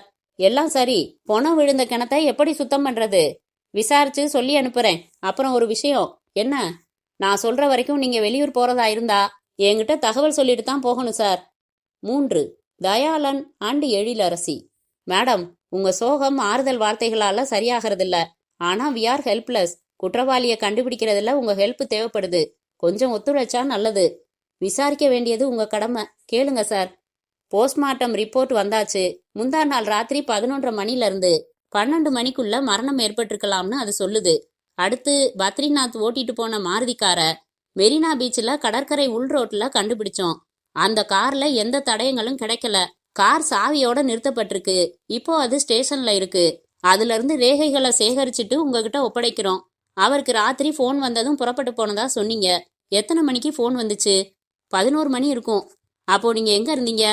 பெட்ரூம்ல புக்கு படிச்சுட்டு இருந்தேன். அவர் என்ன பண்ணிக்கிட்டு இருந்தாரு? சிட் அவுட்ல சேர் போட்டு உட்காந்து சிகரெட் பிடிச்சிட்டு இருந்தாரு. போனை நீங்க எடுத்தீங்களா, அவர் எடுத்தாரா? அவர் தான் எடுத்தாரு. சரி, போன் அடிச்சதால படிப்புல இருந்து உங்க கவனம் நிச்சயமா கலைஞ்சிருக்கும். அந்த நேரத்துல கூப்பிட்டது யாருன்னு இயல்பா ஒரு ஆர்வம் ஏற்பட்டிருக்கும். அதனால பத்ரிநாத் போன்ல என்ன பேசுறாருன்னு கவனிச்சிருப்பீங்க. நான் சொல்றது சரியா? ஆமா சார், கவனிச்சேன். கொஞ்சம் நல்லா யோசிங்க. இவர் பேசின வார்த்தைகளை அப்படியே எக்ஸாக்டா சொல்ல முடியுமா? முதல்ல ஆமா பத்ரிநாத் தான் பேசுறேன்னு சொன்னாரு. அப்புறம் நீங்க யாருன்னு கேட்டாரு. என்ன விஷயம் சொல்லுங்கன்னாரு. அப்புறம் எதிர்முனையில சொல்லப்படுற விஷயத்த கவனிச்சாரு. நடுவுல என்ன ஒரு தடவை நிமிர்ந்து பார்த்தாரு. ஆதாரம் இருக்கான்னாரு. சரி வர்றேன்னு சொன்னாரு. வச்சிட்டாரு. சோ, அறிமுகம் இல்லாத நபர் அவரை உடனே புறப்பட்டு பீச்சுக்கு வர சொல்லி கூப்பிட்டுருக்காரு. ஏதோ ஒரு ஆதாரம் காண்பிக்கிறதா இல்ல கொடுக்கறதா சொல்லியிருக்கான்னு வச்சுக்கலாமா? அப்படித்தான் தோணுது. அவர் வீட்டை விட்டு கார் எடுத்துட்டு போனப்புறம் நீங்க யாருக்காவது ஃபோன் செஞ்சீங்களா? இல்ல. உங்களுக்கு ஏதாவது ஃபோன் வந்துச்சா? யோசிச்சு சொல்லுங்க. இல்ல, வரல சார். சரி, யாராச்சும் அந்த நேரத்துல உங்களை பார்க்க வந்தாங்களா? இல்ல. உங்க வீட்ல சுசுகி சாமுராய் பைக் இருக்கா? இல்ல. ராத்திரி 12 மணிக்கு தன் வீட்டு பால்கனிக்கு வந்த எதிர் வீட்டுக்காரர் உங்க வீட்டு வாசல்ல ஒரு சுசுகி சாமுராய் வண்டி நிக்கிறத பார்த்ததா சொல்லியிருக்காரு. எஸ், மணிசங்கர் வந்திருந்தாரு. அவரோட பைக் தான் அது. இப்ப கேட்டப்ப யாரும் வரல நீங்களே. மறந்துட்டேன். மணிசங்கர் எத்தனை மணிக்கு வந்தாரு? அவர் புறப்பட்டு வெளியில போன 10 நிமிஷத்துல வந்தாரு. எப்போ திரும்பி போனாரு? 1 மணி நேரம் கழிச்சு போனாரு. ராத்திரி அந்த நேரத்துல அவர் உங்களை தேடி வந்ததுக்கான காரணம்? நாங்க ஆரம்பிக்க இருக்கிற புது தொழில் சம்பந்தமா மறுநாள் டெல்லி போறதா இருந்தாரு. டெல்லியில அவர் யாரை பார்க்கணும், என்ன பேசணும்னு டிஸ்கஸ் பண்றதுக்காக வந்தாரு. ராத்திரி 1 மணி வரைக்கும் பல தடவை நாங்க டிஸ்கஸ் பண்ணியிருக்கோம். பத்ரிநாத் வீட்டுல இருக்கிற சமயங்கள்லயும் அதே மாதிரி லேட் ஹவர்ஸ்ல மணிசங்கர் வீட்டுக்கு வந்து டிஸ்கஸ் பண்ணிட்டு போயிருக்காரா? ஓ, பல தடவை வந்திருக்காரு. நீங்களும் மணிசங்கரும் சேர்ந்து புதுசா தொழில் ஆரம்பிக்கிறதுல உங்க கணவருக்கு பூரண சம்மதமா? இல்ல, இதுல அவருக்கு சம்மதம் இல்ல. எங்களுக்குள்ள சின்ன மன வருத்தம்னு சொன்னேனே, இதத்தான். அவருக்கு ஏன் இதுல சம்மதம் இல்ல? மணிசங்கரா அவருக்கு பிடிக்கல. எதனால பிடிக்கல? என்னவோ தெரியல. முதல்ல இருந்தே அவருக்கு மணிசங்கரை பிடிக்கல.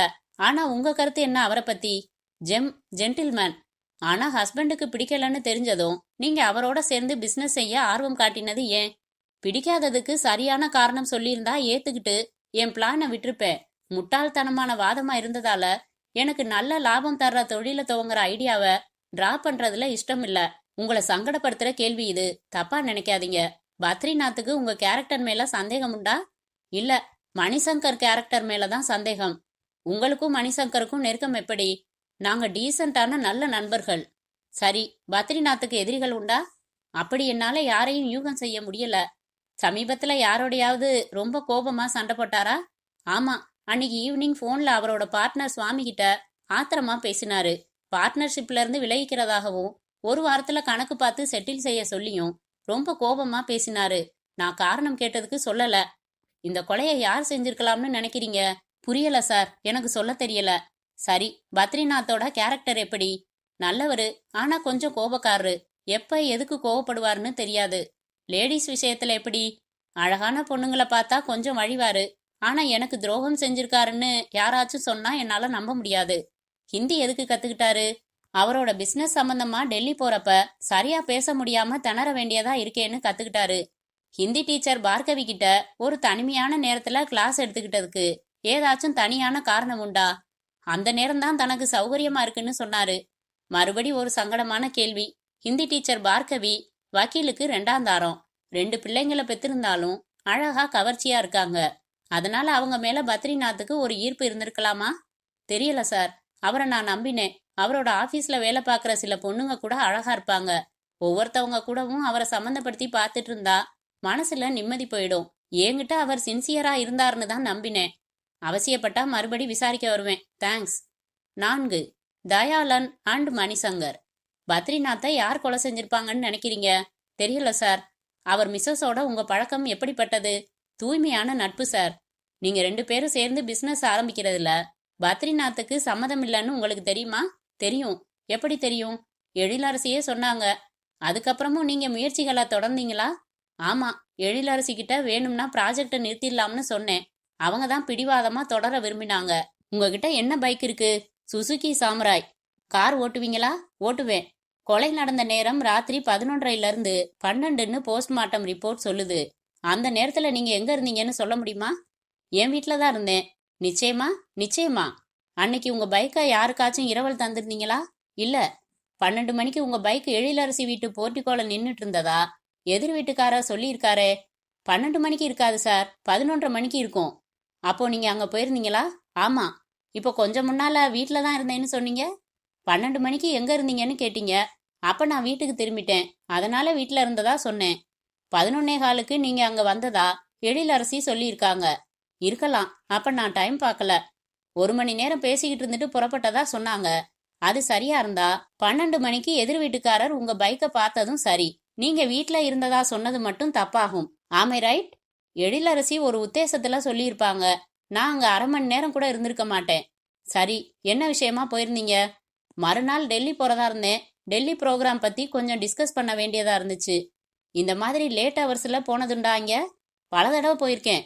அந்த நேரம் தான் வேற தொல்லைகள், ஃபோன் தொல்லைகள் இல்லாம டிஸ்கஸ் பண்ண முடியும். உங்களுக்கு கல்யாணம் ஆயிடுச்சா? இன்னும் இல்ல. பத்ரிநாத்துக்கு உங்களை ஏன் பிடிக்கல? அது அவரைத்தான் கேட்கணும். அவரை இனிமே கேட்க முடியாதுங்கிறதால தான் உங்களை கேட்குறேன். எதுக்கு அவருக்கு நம்மளை பிடிக்கலன்னு நீங்க யோசிச்சு வச்சிருப்பீங்களே. சில பேருக்கு காரணமே இல்லாம சிலரை பிடிக்காது சார். என்னால ஒரு காரணம் யோசிக்க முடியுதே மணிசங்கர். நீங்களோ கல்யாணமாகாத இளைஞர், எழிலரசியோ அழகான இளம் மனைவி. நேச்சுரலி நான் பத்ரிநாத் இடத்துல இருந்தாலும் லேசா ஒரு சந்தேகம் வருமே. இது வீணான சந்தேகம். பஞ்சும் நெருப்பும் பத்திக்கும்னு ஒரு பழமொழி சொல்வாங்க. ஒரு நெருக்கத்துக்கு மேல போனாதான் பத்திக்கும். தீக்குச்சியில மருந்து இருக்கு, தீப்பெட்டியில மருந்து இருக்கு. தீப்பெட்டிய பேசாம விட்டுட்டா என்ன டேஞ்சர் இருக்கு? எடுத்து உரசினாத்தானே நெருப்பு வரும். ரெண்டும் பக்கத்துல இருக்கிறதால உரச சான்ஸ் இருக்குன்னு நினைக்கிறதுல தப்பு இல்லையே. தண்டவாளத்துக்கு மேல ஓடுற ரயில் கவிழ்றதுக்கு எப்பவும் சான்ஸ் இருக்கு. அதை நினைச்சுக்கிட்டு ரயில்லையே ஏறாம இருந்துடுறோமா? சில ரயில்கள் கவிழத்தான் செய்யும். அதுக்காக எல்லா ரயிலுமா? சந்தேகப்படுறதுன்னு ஆரம்பிச்சுட்டா எதுலையும் எங்கேயும் சந்தேகப்படலாம் சார். பைத்தியம்தான் பிடிக்கும். சரி, நான் ஒன்னு சொல்றேன். உங்களுக்கும் எழிலரசிக்கும் ரகசியமா ஒரு காதல் உண்டு. 2 பேருக்கும் தொழில முன்னேறணும்னு துடிப்பு. ஒரே விதமான ரசனைகள். எதுக்கெடுத்தாலும் கோபப்படுற பத்ரிநாத் மேல எழிலரசிக்கு வெறுப்பு. உங்களை பிடிக்காத அவர் மேல உங்களுக்கும் வெறுப்பு. அதனால சம்பவம் நடந்த அன்னைக்கு நீங்களும் எழிலரசியும் சேர்ந்து பத்ரிநாத் கழுத்துல கயிறு போட்டு இறுக்கி கொலை செஞ்சுட்டு அதே தெருவுல இருக்கிற ஹிந்தி டீச்சர் வீட்டு கிணத்துல போட்டுட்டு மாருதி காரை கொண்டு போய் பீச்சில் நிறுத்திட்டு போலீஸ் கேட்டா போன் வந்துச்சு புறப்பட்டு போனார்னு சொல்லலான்னு தீர்மானிச்சுட்டு விலகிட்டீங்கன்னு நான் சந்தேகப்படுறேன். என்ன சொல்றீங்க? மை காட், இது அப்பட்டமான கற்பனை. எதையும் எப்படியும் சந்தேகப்படலாம்னு இப்ப நீங்க தானே சொன்னீங்க. அதுக்காக உங்க சந்தேகத்துக்கு ஒரு அர்த்தம் வேணாமா? எந்த ஆதாரமும் இல்லாம சும்மா கற்பனையா சந்தேகப்பட்டா எப்படி சார்? வெல், வரேன். ஆதாரத்தோட மறுபடி வரேன். அது வரைக்கும் வெளியூர் எதுவும் போகாம இருங்க. பை தி பை, உங்க டெல்லி ட்ரிப்பு என்னாச்சு? கேன்சல் பண்ணிட்டேன் அவரோட மரணத்தால. நீங்க டிக்கெட் புக் செஞ்சது, கேன்சல் செஞ்சது, இதுக்கான ஆதாரங்களை தர முடியுமா? நிச்சயமா, இருங்க எடுத்து தரேன். 5. தயாளன் அண்ட் சுவாமி. உங்க நண்பர் கொலை செய்யப்பட்டது பத்தி நீங்க என்ன நினைக்கிறீங்க? என்னால அந்த அதிர்ச்சியை ஜீரணிக்கவே முடியல சார். யார் செஞ்சிருப்பான்னு நினைக்கிறீங்க? எனக்கு தெரியல சார். உங்களுக்கும் அவருக்கும் உறவு எப்படி இருந்துச்சு? நாங்க பெஸ்ட் ஃப்ரெண்ட்ஸ் சார். அப்படியா? உங்களுக்குள்ள சச்சரவுகள் எதுவும் ஏற்பட்டதில்லையா? இல்ல சார். பின்ன எதுக்காக போன்ல உங்ககிட்ட பார்ட்னர்ஷிப்ல இருந்து விளைக்கிறதா கோபமா கத்தணும்? ஒண்ணு ஏதாச்சும் பிரச்சனை இருக்கணும், இல்லன்னா அவருக்கு வியாதி இருக்கணும். இந்த 2 சான்ஸும் இல்லன்னுட்டா எப்படி? அது சார், ஒரு சின்ன பிரச்சனை ஏற்பட்டது சார். அதுக்கு பெருசா கோவப்பட்டான் அவன். முதல்ல சண்டை இல்லைன்னு சொன்னீங்க. அவர் போன்ல சத்தம் போட்டது எனக்கு தெரிஞ்சு குறிப்பிட்டு கேட்டப்புறம் ஆமான்னு ஒத்துக்கிறீங்க. ஏன் இப்படி ஒரு நிமிஷத்துக்குள்ள மாத்தி பேசுறீங்க? செத்தவன் மேல களங்கம் சுமத்த வேணாமேன்னு தயங்கினேன். நீங்க என்னையே சந்தேகப்படுவீங்க போல இருக்கு. நடந்ததா அப்படியே சொல்லிடுறேன். சொல்லுங்க. கம்பெனில பத்ரிநாத் தன் கணக்குக்கு மேலேயே பணம் வித்ட்ரா செஞ்சிருந்தான். அப்படி இருக்கிறப்ப புதுசா ஒரு 50,000க்கு செக் போட்டு தன் கணக்குல பற்று எழுதி இருக்கிறதா சொன்னான். இப்படி கணக்குக்கு மேல அடிக்கடி எடுக்கிறதால பிசினஸ் ரன்னிங் கேபிட்டல் குறைஞ்சு சிரமப்பட வேண்டி இருக்கும்னு பொறுமையாத்தான் எடுத்து சொன்னேன். அது அவனோட தன்மானத்தை தொட்டுடுச்சு. என்ன திட்டிட்டு போயிட்டான். அப்புறமும் மனசு ஆறாம போன் செஞ்சு திட்டி பார்ட்னர்ஷிப்ல இருந்தே விலகிக்கிறதா சொன்னான். அவன் சொன்னதையெல்லாம் பொறுமையா கேட்டுக்கிட்டேனே ஒழிய நான் பதிலுக்கு எதுவும் பேசல. 50,000க்கு அவருக்கு என்ன தேவை? அது ஒரு பர்சனல் விவகாரம். என்னோட ஒய்ஃபுக்கு கூட தெரியாது. அதை கேட்காதீங்க ப்ளீஸ். தெய்வமா போயிட்டான். இனிமே அவன் வாழ்ந்த வாழ்க்கைய கிளற வேணாம்னு நினைக்கிறேன். கிளறினா தான் உண்மையை கண்டுபிடிக்க முடியும். நீங்க எதுவா இருந்தாலும் சொல்லுங்க. சார், அந்த பணம் சிவநேசன்னு ஒருத்தனுக்கு கொடுக்கறதுக்காக எடுத்தான். சிவநேசன் யாரு? மாலினியோட அண்ணன். மாலினி எங்க ஆபீஸ்ல ஸ்டெனோவா இருக்கா. அழகா இருப்பா, கவர்ச்சியா இருப்பா. இன்னும் கல்யாணம் ஆகல. அவ பேர்ல ஸ்ரீபெரும்புதூர்ல ஒரு லேண்டு வாங்குறதுக்கு அட்வான்ஸ் தொகையாத்தான் அந்த பணத்தை கொடுத்தான். கடனா தானே? இல்ல சார், இலவசமா. லேண்டுக்கான மொத்த பணத்தையும் பத்ரிநாத் தான் கொடுக்கறதா இருந்தான். அப்படின்னா? அதேதான், வெளிப்படையா சொல்லிடுறேனே. மாலினிய பத்ரிநாத் சின்ன வீடா வச்சிருந்தான். அவளோட அண்ணனோட முழு சம்மதத்தோட. இந்த விஷயம் அவன் ஒய்ஃபுக்கு தெரியாது. நெருக்கமான ஃப்ரெண்டுங்கிறதால என்கிட்ட எல்லாத்தையும் சொல்ற மாதிரி இதையும் சொல்லிட்டான். மாலினி வீட்டுக்கு எப்போ போனா, என்ன பேசினான்னு எதையும் மறைக்காம சொல்லுவான். ஐசி, அந்த பொண்ணு மாலினிக்கும் பத்ரிநாத்துக்கும் சமீபத்துல ஏதாச்சும் மன வருத்தம் உண்டா? உண்டு சார். ஒரு நாள் வீட்டுல வைஃப் கூட சண்டையாகி மூடு அப்செட் ஆனதால நடுராத்திரி கார் எடுத்துக்கிட்டு மாலினி வீட்டுக்கு போயிருக்கான். போனப்ப கொஞ்சம் போதை வேற. அதனால மாலினி கிட்ட வைஃபோட தகராறுன்னு புலம்பி இருக்கான். அவ இதுதான் சாக்குன்னு பிடிக்காத பொண்டாட்டியோட எதுக்காக சேர்ந்து வாழணும், பேசாம டைவர்ஸ் பண்ணிட்டு என்ன கல்யாணம் செஞ்சுக்கங்களேன்னு தூபம் போட்டிருக்கா. உடனே இவனுக்கு கோபம் வந்துருச்சான். எல்லை மீறி போகாதன்னு சத்தம் போட்டுட்டு கோபமா புறப்பட்டு வீட்டுக்கு போயிட்டானா. என்கிட்ட சொல்லி புலம்பினான். இந்த மாலினியோட எதுக்காக தொடர்பு வச்சுக்கிட்டோம்னு நினைச்சு நொந்து போறேன்னா. ஏன் அப்படி? காசு பணம் அவ கேட்டும் தர்றேன், கேட்காமையும் தர்றேன். ஆனா அவளை 2ஆம் தரமா கல்யாணம் பண்ணிக்கிட்டு அந்தஸ்து கொடுக்க சொல்லி சும்மா எப்ப பார்த்தாலும் நச்சரிக்கிறா. எனக்கு இந்த மாதிரி கொஞ்சம் கூட ஐடியாவே இல்லைன்னு சொன்னான். தன் கணவருக்கு இப்படி ஒரு தொடர்பு இருக்குன்னு எழிலரசிக்கு கொஞ்சம் கூட தெரியாதுன்னு நினைக்கிறீங்களா? தெரியாதுன்னு அவன் சொன்னதுதான். ஒருவேளை தெரிஞ்சிருக்கலாம். சரி, சம்பவம் நடந்த அந்த ராத்திரியில நீங்க எங்க இருந்தீங்க? அன்னைக்கு தான் அவன் போன்ல பார்ட்னர்ஷிப்ல இருந்து விலகிக்கிறேன்னு கோவமா பேசினான். நான் ரொம்ப அப்செட் ஆகிட்டேன். எத்தனை வருஷம் ஃப்ரெண்ட்ஷிப் எங்களோடது. ஒரு சின்ன விஷயத்த திருத்திக்க சொன்னதுக்கு இந்த அளவுக்கு கோவப்பட்டுட்டானேன்னு ரொம்ப நொந்து போயிட்டேன். நைட்டு சாப்பிட்டுட்டு 10 மணிக்கு கார் எடுத்துக்கிட்டு பீச்சுக்கு போய் தனியா உட்காந்து மேற்கொண்டு என்ன செய்யலாம், எப்படி அவனை சமாதானப்படுத்தலாம்னு யோசிச்சுக்கிட்டே இருந்தேன். ராத்திரி 1 மணிக்கு மேலதான் புறப்பட்டு வீட்டுக்கு போனேன். நீங்க போனது எந்த பீச்? சாந்தோம் பீச். லைட் ஹவுஸுக்கு பக்கத்துல தான் உட்காந்துருந்தேன். தனியா போயிருந்தீங்களா? ஆமா. தேங்க்யூ. 6. தயாளன் அண்ட் மாலினி. ஏமா, உங்க ஆபீஸ் முதலாளி பத்ரிநாத்த யார் கொலை செஞ்சிருக்கலாம்னு நீ சந்தேகப்படுற? எனக்கு யூகம் பண்ண தெரியலையே சார். தனக்கு யார் எதிரிகள்னு உன்கிட்ட பத்ரிநாத் சொன்னதில்லையா? ஒரு முதலாளி தன்கிட்ட வேலை பார்க்குற பொண்ணுகிட்ட இதெல்லாம் பேசுவாங்களா என்ன? பேசுவாங்களே. அந்த பொண்ணோட வீட்டு கட்டில்ல அவ மடியில தலை வச்சு படுத்திருக்கிறப்போ இதை விட அந்தரங்கமான விஷயங்களை கூட பேசுவாங்களே. சார், என்ன சொல்றீங்க? பத்ரிநாத்துக்கும் உனக்கும் ரகசிய தொடர்பு உண்டுன்னு சொல்றேன். அதை என்னால நிரூபிக்க முடியும்னு சொல்றேன். உன் பேர்ல ஸ்ரீபெரும்புதூர்ல லேண்ட் வாங்குறதுக்காக உங்க அண்ணன் கட்டின ரூபாய் 50,000 பத்ரிநாத் கொடுத்தது. மாசா மாசம் உன்னோட பேங்க் அக்கவுண்ட்ல பத்ரிநாத் 5,000 கட்டிக்கிட்டு இருக்கிறது கட்டில் நிவாரண நிதிக்காகன்னு நிரூபிக்க முடியும்.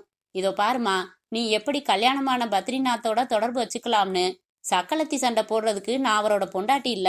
நான் ஒரு போலீஸ் ஆபீசர். நான் இன்வெஸ்டிகேட் பண்றது அவரோட கொலைய பத்தி மட்டும்தான். அதனால உனக்கு தெரிஞ்ச தகவல்களை மறைக்காம பேசுறதுதான் உனக்கு நல்லது. ஒரு தடவை வீட்ல என்ன தன்னோட கார்ல டிராப் செஞ்சாரு. ஒரு மரியாதைக்காக காஃபி சாப்பிட கூப்பிட்டேன். திடீர்னு என்ன கட்டி பிடிச்சு கிட்டத்தட்ட கற்பழிப்பு மாதிரி அது நடந்து போச்சு சார். நீ அவருக்கு ஆசை நாயகியா மாறின வரலாறு கேட்க வரலன்னா நேரா கேக்குறேன். உங்க அண்ணன் சிவநேசன் இந்த கொலைய செஞ்சானா? ஐயோ, அவர் ஏன் செய்யணும்? கோபம்தான். கோபத்துக்கு காரணம் பத்ரிநாத் உன்னை 2ஆம் தரமா கல்யாணம் செஞ்சுக்க சம்மதிக்காததுதான். குறிப்பா சம்பவம் நடந்ததுக்கு முதல் நாள் அவர் தன் மனைவியோட ஏற்பட்ட சண்டை பத்தி சொன்னப்ப நீ பிடிக்காத பொண்டாட்டிய டைவர்ஸ் பண்ணிட்டு என்ன 2ஆம் தரமா கட்டிக்கங்களேன்னு சொன்ன. அதுல கோபம் வந்த பத்ரிநாத் சத்தம் போட்டுட்டு போயிட்டாரு. உன்னை அலட்சியப்படுத்திட்டாரேன்னு உனக்கும் கோபம், உங்க அண்ணனுக்கும் கோபம். அதனால திட்டம் போட்டு சம்பவத்தன்னைக்கு யாரோ பேசுற மாதிரி போன்ல பத்ரிநாத் கிட்ட பேசி வரவழைச்சு கொலை செஞ்சு சந்தேகம் திசை திரும்புறதுக்காக ஹிந்தி டீச்சர் வீட்டு கிணத்துல போட்டுட்டு வந்துட்டீங்கன்னு நான் ஏன் சந்தேகப்படக்கூடாது? இது அபாண்டம். அன்னைக்கு நானும் சரி அண்ணனும் சரி வீட்டை விட்டு வெளியவே போகல. தினம் ராத்திரி சாப்பாட்டுக்கு அப்புறம் ஒரு கேம் செஸ் விளையாடுவோம். அன்னைக்கும் 10 மணிக்கு விளையாட ஆரம்பிச்ச கேம 11:30 வரைக்கும் விளையாடி முடிச்சுட்டு படுக்க போயிட்டோம். மறுநாள் காலையில கொலை தகவல் தெரிஞ்சு அதிர்ச்சி ஆயிடுச்சு. தாலி கட்டின பொண்டாட்டி வாய் விட்டு ஊரறிய ஒப்பாரி வைக்கலாம். என் துக்கத்தை அந்த மாதிரி வெளிப்படுத்திக்க முடியுமா சார்? சொத்து பூரா சட்டப்படி அவளுக்கு போகுது. சட்ட ரீதியா உரிமை இல்லாம நான் எதையாச்சும் அதுல எதிர்பார்க்க முடியுமா? ரகசியமாவது வெளியூர்ல ஒரு ரெஜிஸ்ட்ரார் ஆபீஸ்ல கட்டாயப்படுத்தி கல்யாணம் பண்ணியிருக்கலாம்னு இப்ப நினைக்கிறேன். ஆக உங்க நோக்கம் சொத்து மேலதான். மனுஷன் செத்து போயிட்ட துக்கம் 2ஆம் பட்சம்தான் இல்லையா? எனக்கும் அவர் ஊரறிய தாலி கட்டி சமூக அந்தஸ்து கொடுத்திருந்தா எனக்கும் துக்கம்தான் முதல் பட்சமா இருக்கும் சார். இப்பவும் துக்கம் இருக்கு. அதை மீறி ஏமாந்துட்டமேங்கிற வெறுப்பும் இருக்கு. பத்தாவதுக்கு நீங்க வேற வந்துட்டீங்க கொலைப்பழி போடுறதுக்கு. சார், ஒன்னு தெரிஞ்சுக்கங்க. பத்ரிநாத்துக்கு என்ன கல்யாணம் பண்ற நோக்கம் இல்ல. ஆனா அவர் பொண்டாட்டிக்கு வாங்கி கொடுத்ததை விட அதிகமா எனக்கு வாங்கி கொடுத்திருக்காரு. போர் அடிக்குதுன்னு தான் சொன்னேன். டிவியும் சிடி பிளேயரும் வந்துச்சு. வீட்டுல ஹீட் அதிகம்னு சொன்னேன். ஏர் கூலர் வந்துச்சு. கல்யாணத்துக்கு போட்டுட்டு போறதுக்கு அந்தஸ்தா நகைகள் இல்லைன்னு சொன்னேன். 20 பவுன் நகை செட்டு வந்துச்சு. வாடகை வீட்லயே இருக்கணுமான்னு கேட்டேன். லேண்ட் வாங்குறதுக்கு சம்மதம் வந்துச்சு. இப்படி எது கேட்டாலும் கிடைச்சது சார். அந்தஸ்தை தவிர பொன்முட்டை போடுற வாத்து சார். அதை யாராச்சும் அறுத்து பாப்பாங்களா? சரி, என் சந்தேகத்தை தள்ளி வச்சிடலாம். உன் சந்தேகம் யார் மேல? என் சந்தேகம் அந்த ஆடிட்டர் மணிசங்கர் மேலதான் சார். அண்ணனுக்கு பழக்கம்தான் அவரு. அவர் பார்வையே சரியில்லை. எப்படியோ எழிலரசிய மயக்கி போட்டுட்டு குடும்பத்துல கலகம் ஏற்படுத்திட்டாரு. நீங்க வேணா பாருங்க, கொஞ்ச நாள் இடைவெளி கொடுத்து எழிலரசி அந்த ஆளை கல்யாணம் செஞ்சுக்குவா. 7. தயாளன் அண்ட் கோபாலன். எங்கயா வக்கீலு? ஒரு கிளையண்ட் வந்திருந்தாரு சார். ஒரு 10 நிமிஷத்துல வந்துடுறதா சொல்லி அவரோட போனாரு சார். இப்போ வந்துருவாரு. உங்க பேர் என்ன? கோபாலன் சார். நான் என்ன விஷயமா விசாரிக்கிறதுக்காக வந்திருக்கேன்னு உங்களுக்கு தெரியுமா? தொழிலதிபர் பத்ரிநாத் கொலை மேட்டர் தானே சார். எங்க வக்கீல் வீட்டு கிணத்துல பாடி கிடந்ததால அவரை நீங்க சந்தேகப்படுறதா சொல்லிக்கிட்டு இருந்தாரு. ஒரு போலீஸ்காரன் எல்லாரையும் சந்தேகப்பட்டுத்தானே ஆகணும். சரிதான் சார். ஒரு நிமிஷத்துல கொன்னுட்டு போயிடுறானுங்க. அந்த கேஸை முடிக்கிறது ஒரு பெரிய தலைவலி தான் உங்களுக்கு. அதுலயும் இது ஒரு விவகாரமான கேஸு இல்லையா சார்? ஆமா கோபாலன். உங்க வக்கீலாச்சேன்னு பார்க்காம நான் கேட்குற கேள்விகளுக்கு சின்சியரா பதில் சொல்றீங்களா? கேளுங்க சார். என் நாக்குல இருந்து சுட்டு போட்டாலும் பொய் வராது சார். நேரடியா கேட்குறேன். உங்க வக்கீல் தன் மனைவி பார்கவி மேல சந்தேகப்பட்டாரா இல்லையா? இது ஒரு தர்ம சங்கடமான கேள்வி சார். பொய் வராதுன்னு சொல்லியிருக்கீங்க. நாளைக்கு கோர்ட்டுக்கு கூப்பிடுவாங்களா? அவசியப்பட்டாதான். அவருக்கு மாமி மேல லேசா ஒரு சந்தேகம் உண்டு சார். எப்படி சொல்றீங்க? ஒரு யூகம்தான். ஒரு தடவை ஒரு கிளையண்ட் வந்திருந்தான். அவன் நாள் அவரை பார்க்க வீட்டுக்கு போயிருந்ததாகவும், பெல் அடிச்சா மாமி கதவை திறந்தாங்க. டிப்டாப்பா சூட் கோட் போட்ட ஒருத்தர் சோஃபால உட்காந்து ஒரு புக்கு படிச்சுக்கிட்டு இருந்ததாகவும் சொன்னான். அதுக்கு வக்கீலு அவர் பத்ரிநாத் தெருவுல இருக்கிற பெரிய புள்ளி ஹிந்தி டியூஷன் எடுத்துக்கிறாருன்னு விவரம் சொன்னாரு. வந்தவன் ஒரு புளிய கரைச்சி விட்டுட்டு போயிட்டான். எப்படி? எல்லாம் சரி சார். என்னத்துக்காக வாசக்கதவை தாழ்பால் போட்டுட்டு டியூஷன் நடத்தணும்னு கேட்டான். ஒரு அணுகுண்டு விழுந்த மாதிரி ஆயிடுச்சு வக்கீலுக்கு. ஒரு செகண்ட் கூட யோசிக்காம ஒரு சமாளிப்பு செஞ்சாரு. நான் தான் டியூஷன் எடுக்கிறப்பெல்லாம் கதவை தாழ் போட்டுக்கணும்னு வீட்டுல ஒரு உத்தரவு போட்டிருக்கிறதா சொன்னாரு. வந்தவன் சமாதானம் ஆயிட்டான். ஆனா அது ஒரு சமாளிப்புன்னு எனக்கு நல்லாவே புரிஞ்சுது. வக்கீல் மனசுல ஒரு குழப்பம் உட்காந்துருச்சுன்னு ஒரு சின்ன பார்வையிலேயே என்னால புரிஞ்சுக்க முடிஞ்சுது. அப்புறம் மறுநாள் மத்தியானம் வீட்டுல என்ன நடக்குதுன்னு தெரிஞ்சுக்கணும்னு அவருக்குள்ள ஒரு குடைச்சல், ஒரு யோசனை செஞ்சாரு. என்ன கூப்பிட்டு ஒரு வேலை சொன்னாரு. வீட்டுக்கு போய் ஒரு சீட்டுக்கு பணம் கட்ட பணம் வாங்கிட்டு வர சொன்னாரு. அது அவசரப்பட தேவையில்லாத ஒரு சீட்டு. ஒரு உளவாளி மாதிரி என்னை பயன்படுத்துறதுக்காக என்ன அனுப்பிச்சாரு. நான் போனேன். பணம் வாங்கிட்டு வந்தேன். விட வேண்டியதுதானே? போனப்போ கதவு தாழ் போட்டிருந்துச்சான்னு ஒரு கேள்வி கேட்டாரு. அப்புறம் கதவை திறந்தது யாருன்னு ஒரு கேள்வி. பத்ரிநாத் என்ன பண்ணிட்டு இருந்தாருன்னு ஒரு கேள்வி. இப்படி என்ன கொடைஞ்சு ஒரு பிட்டு விவரம் பாக்கி இல்லாம தெரிஞ்சுக்கிட்டாரு. எனக்கு ஒரு சந்தேகமும் இல்லாம புரிஞ்சுது அவர் மாமிய சந்தேகப்பட ஆரம்பிச்சிட்டாருன்னு. ஆனா நான் எப்படி அவருக்கு ஆறுதலோ இல்ல ஒரு அட்வைஸோ சொல்ல முடியும்? சம்பவம் நடந்த அன்னைக்கு முதல் நாள் திண்டிவனம் போயிருந்ததா ஒரு விபரமான லிஸ்ட் கொடுத்திருந்தாரு. அதை திண்டிவனம் போலீஸுக்கு அனுப்பி செக் செஞ்சோம். காலையில 12 மணிக்கு அங்க ஒரு வக்கீல சந்திச்சதை மட்டும் வெரிஃபை பண்ணியிருக்காங்க. மற்ற தகவல்களுக்கெல்லாம் நிரூபணம் எதுவும் இல்ல. அது சம்பந்தமா மறுபடி விசாரிக்க தான் வந்தேன். நீங்க ஒரு புது தகவல் கொடுத்தீங்க. வக்கீல் வந்ததும் உடனே எனக்கு ஃபோன் பண்ண சொல்லுங்க கோபாலன். சரி sir. 8. Dayalan and Sivanesan. Sir, நீங்க எத்தனை தடவை திருப்பி திருப்பி கேட்டாலும் என் பதில் இதுதான். என் தங்கச்சிய பத்ரிநாத் முறையா கல்யாணம் பண்ணிக்கணும்னு நான் ஆசைப்பட்டேன். ஆனா அதுக்காக அவரை ரொம்பவும் வற்புறுத்தாதன்னு மாலினி கிட்ட சொல்லுவேன். ஃபேமிலியில உள்ள ஒருத்தர் வீட்டுல கன்வின்ஸ் பண்ணி 2ஆம் தாரமா கல்யாணம் செய்துக்கிறது சின்ன விஷயம் இல்ல. அதுக்கு ரொம்ப நாளாகும். தண்ணியில விழுந்து முதக்கிற கட்டைய பிடிச்சுக்கிட்டாச்சு. இப்போ நம்ம இஷ்டப்பட்ட திசையில போக முடியுமா? அலை எடுத்துட்டு போற திசையில தானே போக முடியும். ஆனா மாலினிக்கு பொறுமை பத்தாது. அடிக்கடி பத்ரிநாத்தை தூண்டி விட்டுடுவா. அது மாதிரி அன்னைக்கு ஏதோ சொல்ல போய் கோச்சுக்கிட்டு போயிட்டாரு. அப்ப நான் மாலினியத்தான் சத்தம் போட்டேன். பொண்டாட்டியோட சண்டை போட்டு நிம்மதி இல்லாம தானே இங்க வந்தாரு. இங்கேயும் அவர் நிம்மதியை குலைச்சு சண்டை போட்டு அனுப்பி வச்சது நியாயமானு கேட்டேன். தங்கமான மனுஷன் சார். முதல் நாள் ராத்திரி என் தங்கச்சிக்கிட்ட கோச்சுக்கிட்டாலும் சொன்னபடி மறுநாள் நான் அவரோட ஆபீஸுக்கு போனப்போ என்கிட்ட எந்த எரிச்சலும் காட்டாம 50,000 ரூபாய்க்கு செக்கு கொடுத்தாரு. என் தங்கச்சி பேச தெரியாம பேசிட்டா. அவளை மன்னிச்சிடுங்கன்னு நான் சொன்னப்போ பெருந்தன்மையோட அவ கேட்டதுல தப்பு இல்ல, இப்ப என் மனசுல கோபம் இல்லைன்னு சொல்லிருன்னாரு சார். அவரால நிறைய லாபம் அடைஞ்சிட்டு இருக்கிற நாங்க எதுக்காக சார் அவரை கொலை செய்ய போறோம்? எல்லாம் சரி.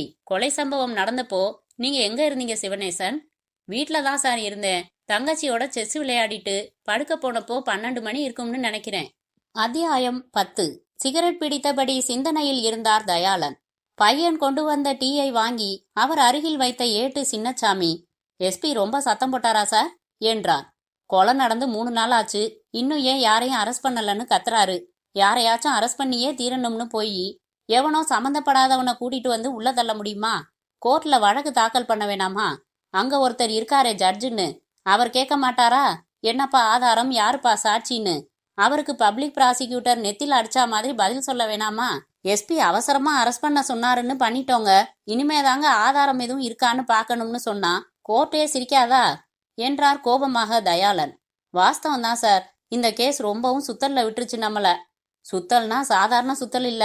யார விசாரிச்சாலும் அவன் தான் குற்றவாளி மாதிரி இருக்கு. ஆனா அவன் இல்லையோன்னும் தோணுது. எல்லாரையும் சந்தேகப்பட சொல்லுது. ஆனா யார் மேலேயும் அரெஸ்ட் வாரண்ட் வாங்குறதுக்கு தோதா ஒரு சின்ன ஆதாரமும் இல்ல. ஒரே ஒரு சாட்சி நமக்கு கிடைச்சிருந்தா எந்த பிரச்சனையும் இல்ல. போஸ்ட்மார்ட்டம் ரிப்போர்ட் மரண நேரத்தை மட்டும்தான் உருப்படியா சொல்லியிருக்கு. வேற உருப்படியான தகவல் எதுவும் அதுல இருந்து நமக்கு கிடைக்கல. கைரேகைகள் எதுவும் இல்ல. கொலைக்கு பயன்படுத்தின கயிறும் இல்ல.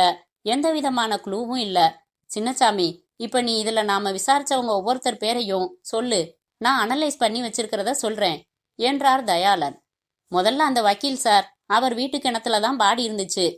வக்கீல் இந்த கொலைய செஞ்சிருக்கலாம். காரணம், அவர் தன் மனைவிய சந்தேகப்பட்டது உண்மை. வக்கீல் குமாஸ்தாவை விட்டு வேவு பார்த்திருக்காரு. வீட்டுல வைஃப் கிட்டையும் கோபம் காட்டியிருக்காரு. திண்டிவனத்துல மத்தியானம் அவர் இருந்த வரைக்கும் தான் உறுதி செய்ய முடிஞ்சிருக்கு. அதனால 11 மணி சுமாருக்கு சென்னை வந்து சேர்ந்த வக்கீல் பத்ரிநாத்துக்கு போன் செஞ்சு வேற குரல்ல பேசி ஒரு குறிப்பிட்ட இடத்துக்கு வர சொல்லி இருக்கலாம். அந்த இடத்துக்கு வந்த பத்ரிநாத்தை கொலை செஞ்சு தன் வீட்டு கிணத்துலயே போட்டுட்டு காரை கொண்டு போய் பீச்சில் நிறுத்திட்டு எங்கேயாவது சுத்தி திரிஞ்சிட்டு விடிகாலையில வீடு வந்து சேர்ந்துட்டு கிணத்துல பிணத்தை புதுசா பாக்குற மாதிரி பார்த்து அதிர்ச்சி அடையறதா ஆக்ட் கொடுத்து பக்கத்து வீட்டு ஜனங்களை கூட்டி நமக்கும் போன் செஞ்சு நாடகத்தை தொடர்ந்து இருக்கலாம். ஆனா இதையெல்லாம் எப்படி நிரூபிக்கிறது? சாட்சியம் இல்ல, தடயமும் இல்ல. வெறும் சந்தேகம் மட்டும்தான் இருக்கு. இவர் கொலையை செஞ்சிருக்க மாட்டாரோன்னு நினைக்க ஒரு பாயிண்ட்டும் இருக்கு. கொலைய பண்ணி பாடிய கார்லயே விட்டுட்டு போயிட வேண்டியதுதானே. தன் வீட்டு கிணத்துலயே போட்டு சிக்கல் பண்ணி பெரிய ரிஸ்க் எடுப்பானா ஒருத்தன்? அவர் வக்கீல் சார், அந்த மூளை ரிஸ்க் எடுக்கும். ரைட்டு. அடுத்த நபர் பத்ரிநாத்தோட மனைவி எழிலரசி. எழிலரசி இந்த கொலையை செஞ்சிருக்க வாய்ப்பு இருக்கு. காரணம், அவளுக்கு சமீப காலமா புருஷன் மேல வெறுப்பு உண்டு.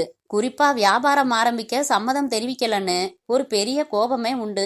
அதை மீறி பத்ரிநாத் தன் ஆபீஸ் ஸ்டெனோ மாலினிய சின்ன வீடா வச்சிருந்த விஷயம் எப்படியாவது தெரிய வந்திருக்கலாம். அப்போ அந்த துரோகம் ஏற்படுத்தின கோபம் வேற சேர்ந்திருக்கும்.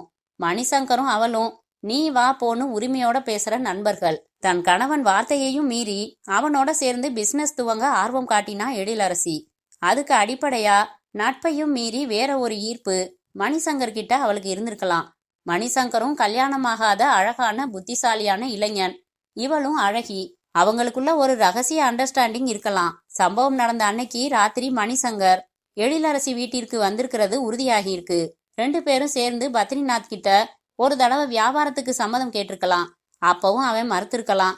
அதனால ஆத்திரமாகி கொலைய செஞ்சுட்டு பாடிய என்ன செய்யறதுன்னு யோசிச்சிருக்கலாம். ஹிந்தி டீச்சர் புருஷன் வக்கீல் மேல பழி விழட்டும், அவங்க வீட்டு கிணத்துல போட்டுடுன்னு மணிசங்கருக்கு எழிலரசி ஐடியா கொடுத்திருக்கலாம்.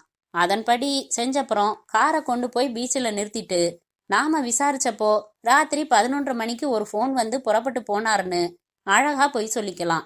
இதெல்லாமும் கூட யூகம்தான், ஆதாரம் இல்ல. நெக்ஸ்ட். பார்ட்னர் சுவாமி என்றார் ஏட்டு. அப்கோர்ஸ், அவருக்கும் கொலை செய்ய தேவையான ஆத்திரம் இருக்கு. இவன் தன்னோட சின்ன வீட்டுக்கு கொடுக்கறதுக்காக கம்பெனி பணத்துல அதிகமா வித்ட்ரா செய்வான். ஆனா அதை நான் கேட்க கூடாதான்னு ஒரு வெறி வரும் யாருக்கும். அதுக்காக பார்ட்னர்ஷிப்ல இருந்து விலகிக்கிறதா சொல்லி சத்தம் போட்டதும் அந்த வெறி இன்னும் அதிகரிச்சிருக்கலாம். கடற்கரைக்கு அவனை வர சொல்லி குரல் மாத்தி பேசி வரவழைச்சு கொலை பண்ணிட்டு ஹிந்தி டீச்சர் வீட்டுல பிணத்தை போட்டுட்டு காரை கடற்கரையில நிறுத்திட்டு போயிருக்கலாம். நம்ம கிட்ட லைட் ஹவுஸ் பக்கத்துல 1 மணி வரைக்கும் உட்கார்ந்துருந்தேன்னு சொன்னதை அவனால எப்படி நிரூபிக்க முடியாதோ அதே மாதிரி அவன் தான் கொன்னான்னு நம்மாலும் உறுதியா நிரூபிக்க முடியாத சூழ்நிலை. இவன் விஷயத்துல இன்னொரு கேள்வி இருக்கு சார். என்ன? எதுக்காக பாடிய இவன் வக்கீல் வீட்டு கிணத்துல போடணும்?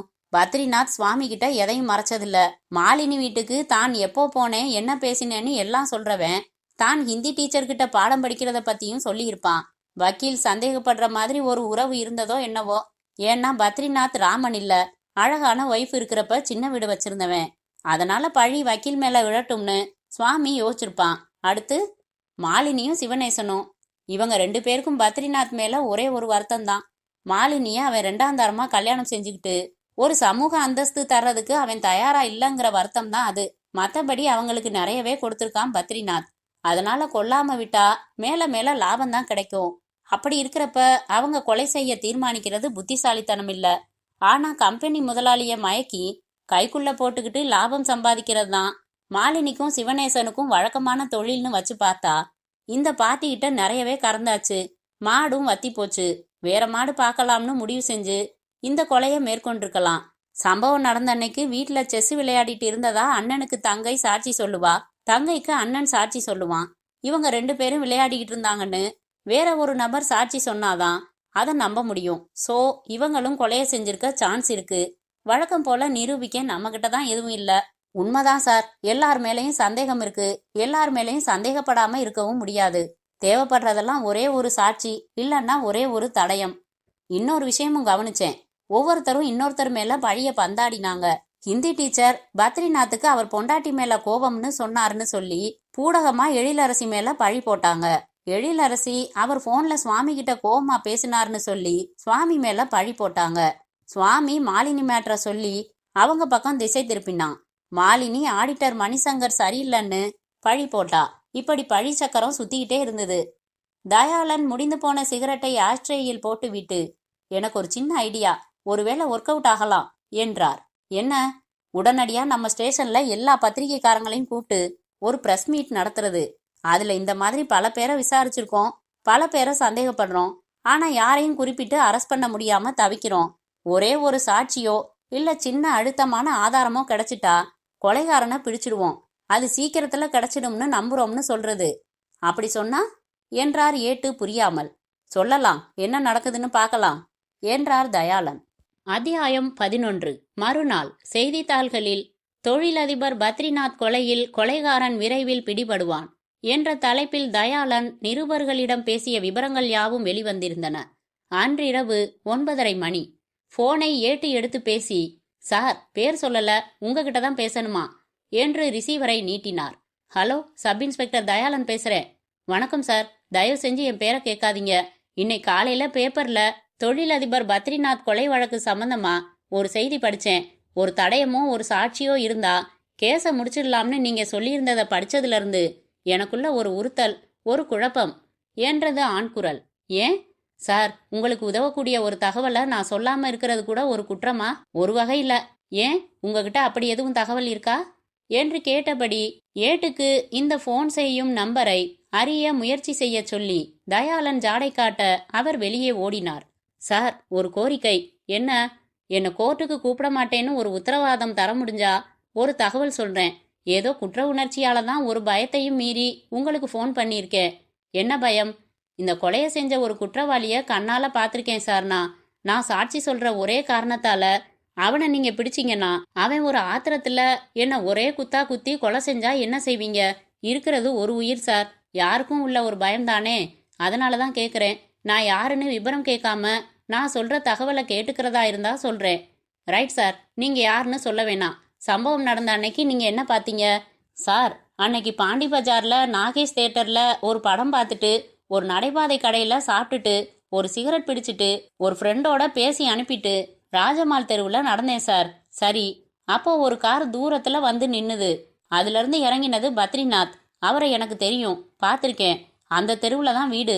அந்த காரை நிறுத்தின இடத்துல ஒருத்தர் நின்னுகிட்டு இருந்தாரு. ஒரு 5.5 அடி இருப்பாரு அவரு. ஒரு தெருவிளக்கு வெளிச்சம் அவர் மேல விழுந்தது. தலை லேசா நரைச்சிருந்தது. நெத்தியில ஒரு திரிசூர்ணம் இட்டிருந்தாரு. நான் பாத்ரூம் போறதுக்காக ஒரு ஓரமா உட்கார்ந்தேன். தெருவுல என்னையும் அவங்களையும் தவிர வேற யாரும் இல்ல. யூரின் பாஸ் பண்ணிக்கிட்டே ஒரு பார்வை திரும்பி பார்த்தேன். எனக்கு பக்குன்னு ஒரு திகில் வந்துருச்சு. அந்த திரிசூர்ணம் ஆசாமி ஏதோ ஒன்ன பத்ரிநாத் கழுத்துல சுத்தி ஒரே இறுக்கமா இறுக்கிட்டு இருந்தாரு. எனக்கு ஒரே உதறல். என் கண்ணு முன்னாடி ஒரு கொலை. என்ன செய்யறதுன்னு தெரியல. அதுக்குள்ள பத்ரிநாத் தலை தொங்கிடுச்சு. அவரை தூக்கி தோல்ல போட்டுக்கிட்டு பக்கத்துல இருந்த ஒரு வீட்டு சந்துக்குள்ள போனாரு அந்த ஆசாமி. 2 நிமிஷத்துல அவர் மட்டும் திரும்பி வந்தாரு. அந்த கார்ல ஏறி புறப்பட்டு சர்ன்னு போயிட்டாரு. நான் வெலவலத்து போயிட்டேன். போலீஸுக்கு ஒரு போன் போட்டு சொல்லலாமான்னு ஒரு யோசனை வந்துச்சு. அப்புறம் ஒரு பயம். கோர்ட்டுல போய் சொல்லணும், கொலைகாரனை பகைச்சுக்கணும், அவன் ஒரு வன்மம் வைப்பான். எதுக்கு வம்பு? யாராச்சும் சொல்லி எப்படியாச்சும் போலீஸ் பிடிச்சு காட்டும்னு சொல்லி நான் போயிட்டேன். மறுநாள் தான் தெரிஞ்சது பாடி கிடைச்ச அந்த வீடு வக்கீல் வீடுன்னு. அவரை நான் சந்திச்சதில்ல. மறுநாள் ஒரு ஆர்வத்துல அந்த வீட்டு பக்கம் ஒரு நட வந்தேன். அசந்துட்டேன். முதல் நாள் நான் பார்த்தது அவரையே தான். கொலையை தானே செஞ்சுட்டு தன் வீட்டு கிணத்துலயே போட்டு பிரச்சனைகளை சந்திக்க தயாரா இருக்கிறதுனா என்ன ஒரு துணிச்சல் இருக்கணும். சார், ரொம்ப தேங்க்ஸ். எங்களுக்கு வக்கீல் மேல முதல் சந்தேகம் வந்து அப்புறம் அது விலகட்டும்னு பிளான் பண்ணித்தான் கொலை செஞ்சு தன் வீட்டு கிணத்திலே போட்டிருக்கணும்னு நாங்களும் ஒரு யூகம் வச்சிருந்தோம். ஆனா ஆதாரம் இல்ல. இத பாருங்க, நான் சொல்றத முழுசா கேளுங்க. அவசரப்பட்டு போனை வச்சிடாதீங்க. போலீஸ் திறமையா செயல்படணும்னா அதுக்கு பொதுமக்களோட ஒத்துழைப்பும் கண்டிப்பா தேவை. இப்போ உங்களுக்கு நல்லா தெரியும், அந்த வக்கீல் தான் கொலைகாரன். எங்களுக்கும் தெரியும். என்ன பிரயோஜனம்? அவரை அரெஸ்ட் செஞ்சு கோர்ட்ல ஆஜர்படுத்தினாதானே தண்டனை வாங்கி தர முடியும். அப்பத்தானே நீதியும் சட்டமும் தலை நிமிர்ந்து நிற்கும். இந்த கொலைக்கு ஒரே ஒரு சாட்சி நீங்க தான். உங்க ஒத்துழைப்பு இருந்தா நான் சாதிச்சு காட்டுவேன். உங்களுக்கு எந்த பயமும் வேணாம். உங்களுக்கு முழு அளவில் பாதுகாப்பு நான் தரேன். சொல்லுங்க, யார் நீங்க? எங்க இருக்கீங்க? தயவு செஞ்சு சொல்லுங்க. தெரியும் சார், இப்படித்தான் நீங்க சொல்வீங்கன்னு ஒரு யூகம் இருந்துச்சு. அதனாலேயே ஒரு தயக்கம் வந்துச்சு. ஆனாலும் ஒரு உறுத்தல் தாங்காம பேசினேனே. ஆனா எந்த வகையிலையும் நான் மாட்டிக்கிறதா இல்ல சார். எனக்கு பயம் இருக்கிறது நியாயம்தான். மன்னிச்சிடுங்க, வச்சிடுறேன். ஹலோ, ப்ளீஸ் வச்சிடாதீங்க என்று தயாளன் சொல்ல சொல்ல எதிர்முனை வைக்கப்பட்டது. ச என்றார் தயாளன். அந்த காலை ட்ரேஸ் பண்ண முடியல சார் என்று ஏட்டு வந்து சொன்னபோது மறுபடி ச என்றார். போனில் தெரிவிக்கப்பட்ட விபரங்களை எல்லாம் ஏட்டிடம் தயாளன் சொல்லி முடித்ததும் ஏட்டு ச என்றார். சார், அப்போ அந்த வக்கீலை உள்ள கொண்டு வந்து போட்டு 4 வெதும்பு வெதும்பினா ஒத்துக்க மாட்டானா? அவர் வக்கீலு, சட்டம் தெரிஞ்சவரு, கஷ்டம் என்று சிந்தனையில் ஆழ்ந்த தயாளன் சட்டென்று பிரகாசமாகி விரல்களில் சொடக்கு போட்டார். என்ன சார், எனக்கு போன் செஞ்சு பேசினது யாருன்னு கண்டுபிடிச்சிட்டேன் என்றார் உற்சாகமாக. அத்தியாயம் 12. அந்த வீட்டின் கதவை தட்டிய தயாளன் திறந்த நடுத்தர வயது பெண்ணிடம், வக்கீல் வெங்கட்ராமன் கிட்ட குமாஸ்தாவா வேலை பார்க்குற கோபாலன் வீடு இதானே என்றார். ஆமா, ஏன் புள்ளதான். கோபாலா, யாரோ போலீஸ்காரங்க உன்னை தேடிக்கிட்டு வந்திருக்காங்க பாரு. உள்ளிருந்து வந்த கோபாலன் வாங்க சார் என்று சொல்லி முடிக்கும் முன்பாக அவனை அறைந்தார். கையை பிடித்து முறுக்கினார். ராஸ்கல், கொஞ்சம் முன்னாடி என்கிட்ட போன்ல பேசினது நீதானே? சொல்டா. கையை முறுக்க முறுக்க வலி தாங்காமல், ஆமா சார், கையை விடுங்க, வலிக்குது என்று கத்தினான் கோபாலன். ஆனால் கையை விடுவிக்காமல், சொல்லு, நீ சொன்னதெல்லாம் பொய். எது உண்மைன்னு நான் சொல்றேன். பத்ரிநாத்தை நீ தான் கொலை செஞ்சு உன் வக்கீல் வீட்டு கிணத்துல போட்ட, சரியா? சொல்லு, ஏன் அப்படி செஞ்ச என்றார். சார், சத்தியமா நான் கொலை செய்யல. நான் செஞ்சது 2 ஃபோன் தான். சம்பவம் நடந்த அன்னைக்கு பத்ரிநாத்துக்கு ஃபோன் செஞ்சு குரல் மாத்தி பேசினேன். உங்க ஒய்ஃப் எழிலரசிக்கும் மணிசங்கருக்கும் ரகசிய தொடர்பு இருக்குங்கிற துக்கமான ஆதாரம் என்கிட்ட இருக்கு. உடனே கார் எடுத்துக்கிட்டு வாங்க. தெருமுனையில நான் வெயிட் பண்றேன். கார்ல போய்கிட்டே பேசலாம்னு பேசினேன். என் வார்த்தையை நம்பி பத்ரிநாத் கார் எடுத்துக்கிட்டு புறப்பட்டு வந்தாரு. என் கண்ணு முன்னாடி அவர் கொலை செய்யப்பட்டாரு. நான் எதுவும் செய்ய முடியல. காரணம், நான் கத்தி முனையில மிரட்டப்பட்டிருந்தேன். அதே மாதிரி கொஞ்சம் முன்னாடி பக்கத்துல இருக்கிற பப்ளிக் பூத்துல இருந்து உங்ககிட்ட பேசினதும் மிரட்டல் முனையில தான். சொல்லி தந்தபடி பேசலன்னா என் வயிற்றுல இறங்குறதுக்கு கத்தி தயாராயிருந்தது என்றான் கோபாலன். பத்ரிநாத்தை கொலை செஞ்சது யாரு? உன்னை மிரட்டல் முனையில வக்கீல் மேல பழி போட சொன்னது யாரு? அவனை காட்டி கொடுத்தா என்னை கொன்னுடுவான் சார். நான் பாத்துக்கிறேன். இப்போ உண்மையை சொல்லலன்னா நான் கொடுக்குற உதையும் கிட்டத்தட்ட சாவுக்கு பக்கத்துல தான் உன்னை கூட்டிகிட்டு போகும். சொல்லிடுறேன் சார், அவன் இப்ப பக்கத்துல இருக்கிற ஹோட்டல்ல ரூம் எடுத்து தங்கியிருக்கான். Room number 207. அந்த ஹோட்டலில் ரூம் நம்பர் 207இல் போலீஸ் நுழைந்து அங்கிருந்தவனை கைது செய்து ஸ்டேஷனுக்கு அழைத்து வந்து உரிய முறையில் விசாரித்ததும் அவன் எல்லாவற்றையும் தவணை முறையில் ஒப்புக்கொண்டான். நான் தான் கோபாலனை மிரட்டி பத்ரிநாத்துக்கு ஃபோன் பண்ணி வரவழைக்க சொன்னேன். வந்ததும் பத்ரிநாத் கழுத்துல கயிறு சுத்தி இறுக்கி கொலை செஞ்சு வக்கீல் வீட்டு சந்து வழியா பின்பக்கம் கொண்டு போய் கிணத்துல போட்டுட்டு காரை கோபாலனை விட்டு ஓட்டி எடுத்துக்கிட்டு வந்து பீச்சில் நிறுத்தினேன். எனக்கு டிரைவிங் தெரியாது. எனக்கு பத்ரிநாத் ஃபோன் நம்பரும் தெரியாது. என்னோட ஒரே நோக்கம், வக்கீல் ஒரு விவகாரத்துல மாட்டி ஜெயிலுக்கு போகணும்.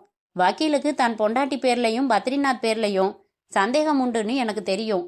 அதனால பத்ரிநாத்தை கொலை செஞ்சு அவர் வீட்டு கிணத்துல போட்டா போலீஸ் அவரை சந்தேகப்பட்டு கைது செஞ்சு வழக்கு போடும்னு எதிர்பார்த்து அப்படி செஞ்சேன். ஆனா போலீஸ் விசாரிச்சுக்கிட்டே இருந்ததை ஒழிய கைது செய்யல. சாட்சியோ ஆதாரமோ இல்லாதால எதுவும் செய்ய முடியலன்னு போலீஸ் சொன்ன செய்தியை பேப்பர்ல படிச்சேன். அதனால கோபாலனை மறுபடி கத்தி முனையில மிரட்டி வக்கீல் கொலை செஞ்சதை கண்ணால பார்த்தேன்னு போன்ல பேச சொன்னேன். எல்லாம் நான் தான் செஞ்சேன். என் மிரட்டல் காரணமா கோபாலனை வச்சு செயல்படுத்தினேன். எதுக்கு? வக்கீல் ஜெயிலுக்கு போகணும்னு உனக்கு என்ன ஆசை? ஏன் அவரை பழி வாங்குறதுக்கு துடிச்ச? அவர் என்ன பழி வாங்கிட்டார் சார். எனக்கும் என் அண்ணனுக்கும் ஒரு சொத்து தகராறு சார். 7.5 ஏக்கர் நிலத்து மேல சண்டை. சொத்தோட மதிப்பு 26 லட்சம். அப்பா எழுதின உயில் படி நியாயப்படி என்ன சேர வேண்டிய சொத்து. அண்ணன் உயில்ல தில்லுமுள்ளு பண்ணிட்டதால விவகாரம் கோர்ட்டுக்கு வந்துச்சு. என்னோட வக்கீலா நான் வெங்கட்ராமனை நியமிச்சேன். நிச்சயமா ஜெயிச்சிடலாம்னு நம்பிக்கை கொடுத்து கேஸை நடத்தினாரு. ஆனா கடைசியில தீர்ப்பு அண்ணனுக்கு சாதகமாக்கி அத்தனை சொத்தும் அண்ணனுக்கு போயிடுச்சு. அதுக்கப்புறமா தான் தெரிஞ்சுது எங்க அண்ணன் வக்கீல தனியா பார்த்து இந்த கேஸ்ல சரியா வாதாடாம விட்டா 5 லட்சம் தர்றதா பேரம் பேசி இருக்காருன்னு இந்த உண்மைய மனசாட்சி தாங்க முடியாம குமாஸ்தா கோபாலன் என்கிட்ட சொல்லிட்டாரு. உடனே நான் ஆத்திரமாகி கொதிச்சேன். வக்கீல நேரா பழி வாங்குறத விட அவர் மேல ஒரு கொலைப்பழி உருவாக்கி பேரை நாரடிச்சு ஜெயிலுக்கு அனுப்பணும்னு தோணுச்சு. அதனாலதான் இப்படி செஞ்சேன் என்றான் அவன். பெருமூச்சு விட்டார் தயாளன். எனக்கு ஒரு சந்தேகம் என்றார் ஏட்டு. என்ன? போன்ல பேசினது கோபாலன் தான்னு எப்படி நீங்க கண்டுபிடிச்சீங்க சார்? கோபாலன் குரலை மாத்தி தான் பேசினாரு. ஆனா அவர் பேச்சுல ஒரு வினோதமான மேனரிசம். அதாவது எதுக்கெடுத்தாலும் ஒருன்னு ஒரு வார்த்தை சேர்த்து பேசுறது. ஒரு பயம், ஒரு சந்தேகம், ஒரு கோரிக்கை, ஒரு குழப்பம்னு எல்லாத்துக்கும் ஒரு போட்டுடுவாரு. வக்கீல் ஆபீஸ்ல விசாரிச்சப்பவும் அவர் அதே மாதிரி நிறைய ஒரு போட்டு பேசினாரு. அந்த வித்தியாசம் எனக்குள்ள பதிஞ்சு போச்சு. போன்ல பேசினப்பவும் அதே மாதிரி பேசினதால பிடிச்சிட்டேன் என்றார் தயாளன். பின் குறிப்பு: கொலைகாரனுக்கு உங்களுக்கு பிடித்தமான ஒரு பெயரை நீங்களே சூட்டிக் கொள்ளலாமே. முற்றும்.